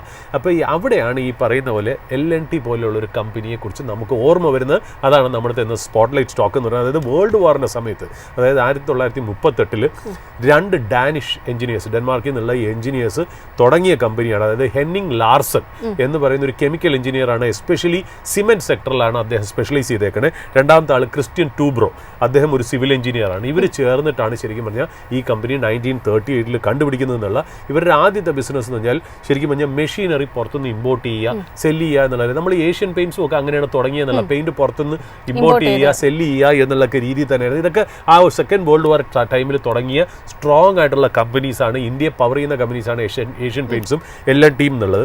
പിന്നെ later they entered into manufacturing and construction and other engineering EPC projects എന്നുള്ളത് പറഞ്ഞു വയ്ക്കുന്നു എന്നുള്ള. ശരിക്കും പറഞ്ഞാൽ 1948 പബ്ലിക് കമ്പനിയായി മാറി 1950 ബോംബെ സ്റ്റോക്ക് എക്സ്ചേഞ്ചിൽ അവർ ലിസ്റ്റ് ചെയ്ത് പോയി എന്നുള്ളതാണ്. ഞാനിപ്പോൾ L&T കുറിച്ച് പ്രത്യേകിച്ച് പറയേണ്ട കാര്യമൊന്നുമില്ല. അവരുടെ ഇൻട്രസ്റ്റ് ഏതൊക്കെയാണ് സെക്ടറിൽ വരുന്നത് നമുക്ക് നന്നായിട്ട് അറിയാം. ഇൻഫ്രാസ്ട്രക്ചറിലുണ്ട്, കൺസ്ട്രക്ഷനിലുണ്ട്, ഡിഫൻസ് ഉണ്ട്, ഹെവി എഞ്ചിനീയറിംഗ് ഉണ്ട്, മാനുഫാക്ചറിംഗ് ഉണ്ട്, IT സർവീസസ് ഉണ്ട്, റിയാലിറ്റി ഉണ്ട്, ഫിനാൻസ് ഉണ്ട്. അതായത് ഞാൻ ഈ പറഞ്ഞു വരുന്ന കാര്യം വെച്ചാൽ LTI മൈൻട്രി എന്ന് പറയുന്നത് ഇവരുടെ സബ്സിഡറിയാണ്. L&T ഫിനാൻസ് തന്നെ ഇവരുടെ സബ്സിഡറിയാണ്. അത് കൂടാതെ തന്നെ L&T റിയാലിറ്റി ഉണ്ട്, L&T ഹെവി എഞ്ചിനീയറിംഗ് ഉണ്ട്. LTI മൈൻട്രി ആണ് അതിനകത്ത് വരുന്നത് എന്നുള്ളതാണ്. അപ്പോൾ ഇത്രയും കമ്പനീസാണ് ഇതിൻ്റെ സബ്സിഡറീസ് ആയിട്ട് ഇവർ വരുന്നത്. അപ്പോൾ ഈ കമ്പനിയുടെ കേപ്പബിലിറ്റി ഞാനൊരു സെക്ടർ വൈസ് ആയിട്ട് പറയേണ്ട കാര്യമില്ല. ലാർസൻ ആൻഡ് ടബ്രോ തന്നെ നമ്മുടെ പണ്ടൊക്കെ എൻ്റെയൊക്കെ പറഞ്ഞൊരു 90കളിൽ എഞ്ചിനീയറിംഗ് ഒക്കെ പഠിച്ചു കഴിഞ്ഞ് നമ്മൾ ബാംഗ്ലൂരിൽ വർക്ക് ചെയ്യാൻ പോകുമ്പോൾ നമ്മൾ പാലക്കാട് കഴിഞ്ഞ് കോയമ്പത്തൂർ കഴിഞ്ഞിട്ട് ആ കോയമ്പത്തൂർ എൻ്റർ ചെയ്യുമ്പോൾ പാരലായിട്ട് ഒരു ബൈപ്പാസ് പണിതൊക്കെ L&Tയുടെ ഹൈവേ ആണ്. ഈ L&T ഹൈവേ എത്തിക്കഴിഞ്ഞാൽ പിന്നെ നമ്മൾ ഡ്രൈവിംഗ് അറിയേ വേണ്ട എന്നുള്ള രീതിയിലായിരുന്നു. അപ്പോൾ L&Tയുടെ ആ ഒരു പ്രോവസ് എന്താണെന്നുള്ളത് നമുക്ക് എല്ലാവർക്കും അറിയാമെന്നുള്ള. ഞാൻ ചില കാര്യങ്ങൾ പറയുമ്പോൾ തന്നെ ഈ കമ്പനിയുടെ ഒരു ഡെപ്ത് മനസ്സിലാവുന്നുള്ള. അതായത് ബാർബേഡോസ് വെസ്റ്റ് ഇൻഡീസിലെ അവിടുത്തെ കെൻസിംഗ്ടൺ ക്രിക്കറ്റ് സ്റ്റേഡിയം പണിതത് ഇവരാണ്. ബാംഗ്ലൂരിൽ കെമ്പെ ഗൗഡ ടെർമിനൽ 2 പണിതത് ഇവരാണ്. നരേന്ദ്രമോദി സ്റ്റേഡിയം അഹമ്മദാബാദിൽ പണിതത് ലാർസൻ ആൻഡ് ടബ്രോ ആണ്. അയോധ്യയിൽ രാം ടെമ്പിൾ പണിതത് L&T ആണ് എന്നുള്ള. മുംബൈ ട്രാൻസ് ഹാർബർ ലിങ്ക് ഉണ്ടല്ലോ, ഈ അട്ടൽ സേതു, വളരെ മാർവൽ സ്ട്രക്ചർ ആണെന്നാണ് നമ്മൾ കേട്ടിരിക്കുന്നത്. വെള്ളവും വെള്ളത്തിൻ്റെ അടിയിൽ കൂടെയൊക്കെ ചെയ്യുന്ന സാധനം പണിതത് L&T ആണ്. Statue of Unity Sardar Vallabhbhai പട്ടേലിൻ്റെ ആ ഗുജറാത്തിൽ വന്നിരിക്കുന്നത് L&T ആണ്. മുംബൈ അഹമ്മദാബാദ് ബുള്ളറ്റ് ട്രെയിനിൻ്റെ പുറകിൽ L&T ആണ്. വേൾഡിലെ ലാർജസ്റ്റ് റിഫൈനറി അതായത് റിലയൻസിൻ്റെ ജാംനഗർ റിഫൈനറി പണിതിരിക്കുന്നത് L&T ആണ്. ചന്ദ്രയാൻ 3യുടെ എയറോസ്പേസിൻ്റെ ഹാർഡ്വെയർ ഉണ്ടാക്കിയതും ഈ പറയുന്ന പോലെ L&T ആണ്. അപ്പോൾ ഏതൊക്കെ ലെവലിലാണ് അവർ പണി വന്ന് മുന്നോട്ട് പോയതെന്നൊന്ന് ആലോചിച്ച് നോക്കുക. അതായത് നമ്മൾ ഈ ഇതില്ലേ എന്താണ് ഈ ബഹായ് ടെമ്പിൾ, അതായത് ലോട്ടസ് ടെമ്പിൾ ഇൻ ന്യൂഡൽഹി, ഭയങ്കര പ്രത്യേകിച്ച് വലിയ കൺസ്ട്രക്ഷനാണ്. അപ്പോൾ പല രീതിയിലുള്ള കൺസ്ട്രക്ഷൻസിലും പല രീതിയിലുള്ള പ്രോജക്ട്സിലും വളരെ വലിയ എക്സ്പെർട്ടീസ് ഉള്ള കമ്പനിയാണ് ലാർസൻ ആൻഡ് ടബ്രോ എന്ന് പറയുന്നത്. ഈ കമ്പനിയുടെ ഏറ്റവും വലിയ പ്രത്യേകത എന്നറിയോ, നമ്മൾ L&T ഇന്നത്തെ L&T ഏതാണെന്ന് നമ്മൾ പറഞ്ഞു കൊടുക്കേണ്ട കാര്യമില്ല. എല്ലാവർക്കും അറിയാം L&T എന്ന് പറഞ്ഞൊരു ഹൗസ് ഹോൾഡ് നെയിമായി മാറി. നമ്മൾ ഇവിടുന്ന് ബാംഗ്ലൂർ അല്ലെങ്കിൽ ചെന്നൈ ഡ്രൈവ് ചെയ്ത് പോകുമ്പോൾ L&Tയുടെ എത്ര ക്യാമ്പസാണ് റോഡിൻ്റെ ലെഫ്റ്റ് സൈഡിലും റൈറ്റ് സൈഡിലും കാണുന്നതെന്നുള്ള. അതുപോലെ എത്രയൊക്കെ പ്രോജക്റ്റ്, ഞാൻ ഈ പറഞ്ഞ പ്രോജക്റ്റുകളൊക്കെ L&Tയുടെ ആ എഫിഷ്യൻസി അല്ലെങ്കിൽ ആ കേപ്പബിലിറ്റി പറയുന്ന പ്രോജക്റ്റാണ്. പക്ഷേ ഇതിൻ്റെ ഇൻട്രസ്റ്റിംഗ് പരമായിട്ടുള്ള കാര്യം ഈ കമ്പനിക്ക് പ്രത്യേകിച്ച് ഒരു ലാർജ് ഇൻഡിവിജ്വൽ പ്രൊമോട്ടർ ഫാമിലിയോ അങ്ങനെ ഒരു ഷെയർ ഹോൾഡറോ ഇല്ല എന്നുള്ള കാരണത്താൽ പല ടൈമിൽ ഈ കമ്പനിയുടെ ഗ്രോത്തിൽ ഒരു ഹോസ്റ്റൈൽ ടേക്ക് ഓവറിന് ശരിക്കും പറഞ്ഞാൽ ഇവർ വിക്റ്റിമായിട്ടുണ്ട്. അതായത് പണ്ട് മനു ചാബ്രിയ എന്ന് പറഞ്ഞൊരു വ്യക്തിയാണ്. മനു ചാബ്രിയ എന്ന് പറയുന്ന ഒരു ഇന്ത്യൻ ദുബായ് ബേസ്ഡ് ആയിട്ടുള്ള ഒരു NRI ആണ് അദ്ദേഹം. ശരിക്കും പറഞ്ഞാൽ അദ്ദേഹത്തിന് നമ്മൾ ശരിക്കും പറഞ്ഞാൽ നമുക്ക് ദുബായിലുള്ളവർക്ക് അറിയാം ഈ ജംബോ ഗ്രൂപ്പ് എന്ന് പറഞ്ഞാൽ ജംബോ ഇലക്ട്രോണിക്സ് എന്നൊക്കെ പറയുന്നത് അത് പണ്ടത്തെ കാലത്ത് ഫിലിപ്സിൻ്റെ, സോണി, അക്കായി, ഐവയുടെ ഒക്കെ ഡിസ്ട്രിബ്യൂട്ടർ ആയിരുന്നു. അത് കഴിഞ്ഞ് ഇപ്പോൾ ഈ പറഞ്ഞ പോലെ മൊബൈൽ ഫോണും കമ്പ്യൂട്ടറിലൊക്കെ വന്നപ്പോൾ അതിലേക്ക് വന്നു. ഈ ജംബോ ഇലക്ട്രോണിക്സ് എന്ന് പറഞ്ഞാൽ ദുബായിലെ മോളുകളിലും അല്ലെങ്കിൽ ഗൾഫ് കൺട്രീസിലെ മോളിലൊക്കെ ഫേമസ് ആയിട്ടുള്ള ഷോപ്സാണ് ഈ ജംബോ ഇലക്ട്രോണിക്സ് എന്ന് പറഞ്ഞാൽ. അപ്പോൾ അതിൻ്റെ ഈ മനു ചാബ്രിയ എന്നാണ്. അത് മാത്രമല്ല പണ്ടൊരു ലിക്കർ കമ്പനി ഉണ്ടായിരുന്നു ഷോവാലാസ്. ഈ ഷോവാലാസ് ആണ് പിന്നെ നമ്മൾ യുണൈറ്റഡ് മറ്റേ നമ്മുടെ വിജയ് മല്യ മേടിക്കുന്നത്. ഈ ഷോവാലാസ് എന്ന് പറയുന്ന കമ്പനിയും ഇദ്ദേഹത്തിൻ്റെ ആയിരുന്നു. ഡൺലപ്പ് എന്ന് പറയുന്ന ടയർ ബ്രാൻഡ്, ഇതൊക്കെ ഈ പറഞ്ഞ പോലെ മനു ചാബ്രിയയുടെ. അപ്പോൾ മനു ചാബ്രിയ ഈ L&Tയിൽ അങ്ങനത്തെ ഒരു മെയിൻ പ്രൊമോട്ടർ ഇല്ല അല്ലെങ്കിൽ ഒരു ഫാമിലി ഇല്ല എന്ന് കണ്ടിട്ട് പതുക്കെ ഈ കമ്പനി ടേക്ക് ഓവർ ചെയ്യാനായിട്ട് ചെറിയ ചെറിയ സ്റ്റേക്ക് എടുത്ത് മുന്നോട്ട് വന്നു. എന്നാൽ L&Tയുടെ മാനേജ്മെൻറ്റ് ഈ അൾട്ടീരിയർ മോട്ടീവിനെ കുറിച്ച് മനസ്സിലാക്കിയിട്ട് അവർ അംബാനി ഫാമിലിയായിട്ട് ടൈപ്പ് ചെയ്തിട്ട് അംബാനിയെ കൊണ്ട് സ്റ്റേക്ക് മേടിപ്പിച്ചു. എനിക്ക് തോന്നുന്നു 1987 തോന്നുന്നു ആദ്യം എന്താണ്ട് 12% സ്റ്റേക്ക് അംബാനീസ് മേടിച്ചു. അത് കഴിഞ്ഞ് അത് എക്സ്റ്റെൻഡ് ചെയ്ത് 18% ആക്കി. അങ്ങനെ മനു ചാബ്രിയയുടെ ആ ഒരു എന്താ പറയുക കടന്നുകയറ്റം സ്റ്റോപ്പ് ചെയ്യാൻ വേണ്ടി അനിൽ അംബാനിയായിട്ട് ടൈപ്പ് ചെയ്തത് അനിൽ അംബാനി അല്ല, ധിരുഭായി അംബാനി ഫാമിലി റിലയൻസ് ആയിട്ട് ടൈപ്പ് ചെയ്ത് ശരിക്കും പറഞ്ഞാൽ അത് അതിനേക്കാളും വലിയ അബദ്ധമായി പോയി എന്നുള്ള കാര്യം എന്ന് വെച്ചാൽ അന്ന് അംബാനി ഫാമിലി L&T പതുക്കെ എടുത്ത് L&Tയുടെ ക്യാഷ് ഉപയോഗിച്ച് റിലയൻസിൻ്റെ ഷെയർ മേടിക്കുക, അങ്ങനത്തെ ചില കാര്യങ്ങളൊക്കെ, അതായത് പിന്നെ റിലയൻസിന് മണി ലെൻഡ് ചെയ്യുക, ഇതൊക്കെ കാര്യം അവർക്ക് ബോർഡിൽ സീറ്റ് കിട്ടി. ഏതായാലും 18% കിട്ടിയപ്പോൾ ധിരുഭായി അംബാനിയും മക്കളായ മുകേഷ് അംബാനിയും അനിൽ അംബാനിയും ഒക്കെ L&Tയുടെ ബോർഡിലേക്ക് വന്നു.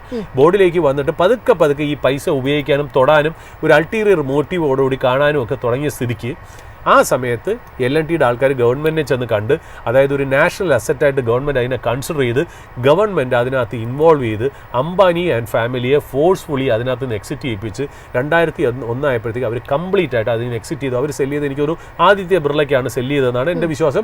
അതൊക്കെ മാറി ഇപ്പോൾ L&T ഇൻസ്റ്റിറ്റ്യൂഷൻ ഡ്രിവൺ, അതായത് ശരിക്കും പറഞ്ഞാൽ ഒരു ട്രസ്റ്റ് ഓഫ് എംപ്ലോയീസ് ആണ് ഈ ശരിക്കും പറഞ്ഞാൽ ഈ L&T നടത്തിക്കൊണ്ട് പോകണം എന്നുള്ള ഫാബുലസ് കേപ്പബിലിറ്റി ഉള്ള കമ്പനിയാണെന്നുള്ളത് നമ്മളൊക്കെ ആർക്കും പറയേണ്ട കാര്യമില്ലല്ലോ. അതിൻ്റെ മാർക്കറ്റ് പ്രൈസ് ഞാൻ നോക്കുമ്പോൾ ഇന്നലത്തെ ക്ലോസിംഗ് ശരിക്കും പറഞ്ഞാൽ 3629 രൂപയാണ്. അതായത് മാർക്കറ്റ് ക്യാപ്പ് എന്ന് പറയുന്നത് നിയർലി 5 lakh crore, 4,99,000 crores അത് ട്രേഡ് ചെയ്യണമെന്നുള്ള.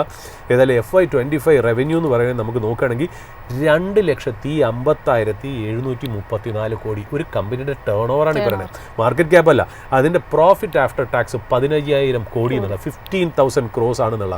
ഓർഡർ ബുക്ക് തന്നെ ഏതാണ്ട് 5,79,000 crores ഓർഡർ ബുക്ക് ഉണ്ട്.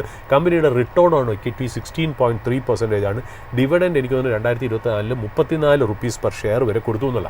ഈ L&Tയുടെ ഇപ്പോഴത്തെ ഗ്രോത്ത് നമ്മൾ ഇത്രയും നാൾ L&T അറിഞ്ഞിരുന്നത് defence, construction, infrastructure, heavy engineering, EPC segment, പിന്നെ അങ്ങനത്തെ കാര്യങ്ങളിൽ ആണ് നമ്മൾ ഇവരെക്കുറിച്ച് നമ്മൾ അറിഞ്ഞിരുന്നത്. ബട്ട് L&T കാലത്തിനനുസരിച്ച് അവരുടെ ഇത് മാറ്റി എന്നുള്ള, അതായത് ന്യൂ ഹൈ എൻഡ് ടെക്നോളജിയിലേക്ക് അവർ കടന്നു കയറി എന്നുള്ളതാണ് ഒന്നാമത്തെ കാര്യം. സെമി കണ്ടക്ടർ ഡിസൈൻസ് അല്ലെങ്കിൽ ഡേറ്റ വെയർ ഹൗസിങ്ങിലേക്ക് അവർ കടന്നിരിക്കുന്നു എന്നുള്ള, ഡിജിറ്റൽ പ്ലാറ്റ്ഫോംസിലേക്ക് അവർ കടന്നു എന്നുള്ള, അതായത് ഹൈഡ്രജൻ ടെക്നോളജിക്ക് വേണ്ടിയിട്ടുള്ള ഇലക്ട്രോലൈസേഴ്സ്, ഗ്രീൻ ഹൈഡ്രജൻ എന്നിങ്ങനെയുള്ള പല കാര്യങ്ങളിലേക്കും കടന്നു. അതായത് കാലത്തിനനുസരിച്ച് കോലം മാറി എന്നുള്ള. അപ്പം ഏതൊക്കെ കേപ്പബിലിറ്റീസ് അവരുണ്ടാക്കിയിരുന്നു അത് അങ്ങനെ തന്നെ നിലനിർത്തിക്കൊണ്ട് പുതിയ ന്യൂ ഏജ് ടെക്നോളജിയിലേക്ക് കടക്കുന്ന ഒരു കമ്പനിയാണ് ലാർസൻ ആൻഡ് ടൊബ്രോ എന്ന് പറഞ്ഞാൽ.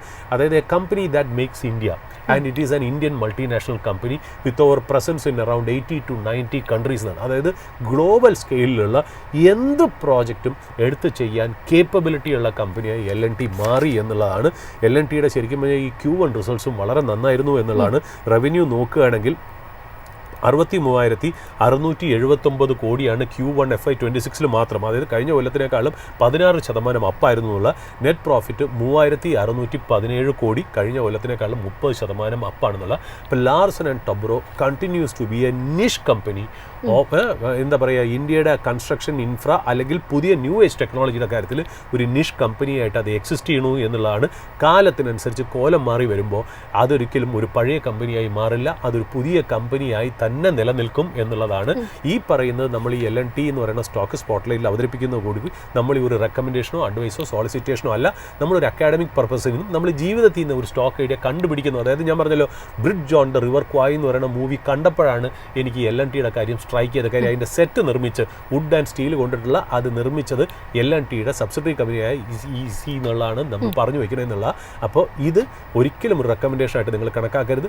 നിങ്ങളുടെ ഇൻവെസ്റ്റ്മെൻറ്റ്സ് ഒരു സെബി രജിസ്റ്റേർഡ് ഇൻവെസ്റ്റ്മെൻറ്റ് അഡ്വൈസറിൻ്റെ റെക്കമെൻഡേഷനിലും അഡ്വൈസിലും മാത്രം മുന്നോട്ട് പോകണം എന്നുള്ളതാണ്. ഇതിനൊരു പേഴ്സണൽ ഡിസ്ക്ലോഷറും കൂടി എനിക്കോ അനിലേക്കോ അല്ലെങ്കിൽ ഞങ്ങളുടെ റിലേറ്റീവ്സിനോ ഡയറക്റ്റ്ലി ഇൻഡയറക്റ്റ്ലി ഈ കമ്പനിയിലുള്ള ഹോൾഡിങ്ങും കൂടി ഇല്ല എന്നുള്ളത് പറഞ്ഞു വെക്കുന്നു. Anila, over to you. Yes, ശ്രദ്ധ നമ്മുടെ ഒരു വൈൻഡപ്പ് ചെയ്യാനുള്ളൊരു സമയമായിരിക്കുകയാണ്. ധാരാളം കാര്യങ്ങൾ നമ്മൾ സംസാരിച്ചിട്ടുണ്ട്. ഇനി ധാരാളം കാര്യങ്ങൾ സംസാരിക്കേണ്ടതുണ്ട്. കൂടുതൽ ഡീറ്റെയിൽസും ഒപ്പം തന്നെ പുതിയ വാർത്തകളും ഒക്കെ ആയിട്ട് വീണ്ടും മറ്റൊരു എപ്പിസോഡിൽ കാണാം. നന്ദി, നമസ്കാരം.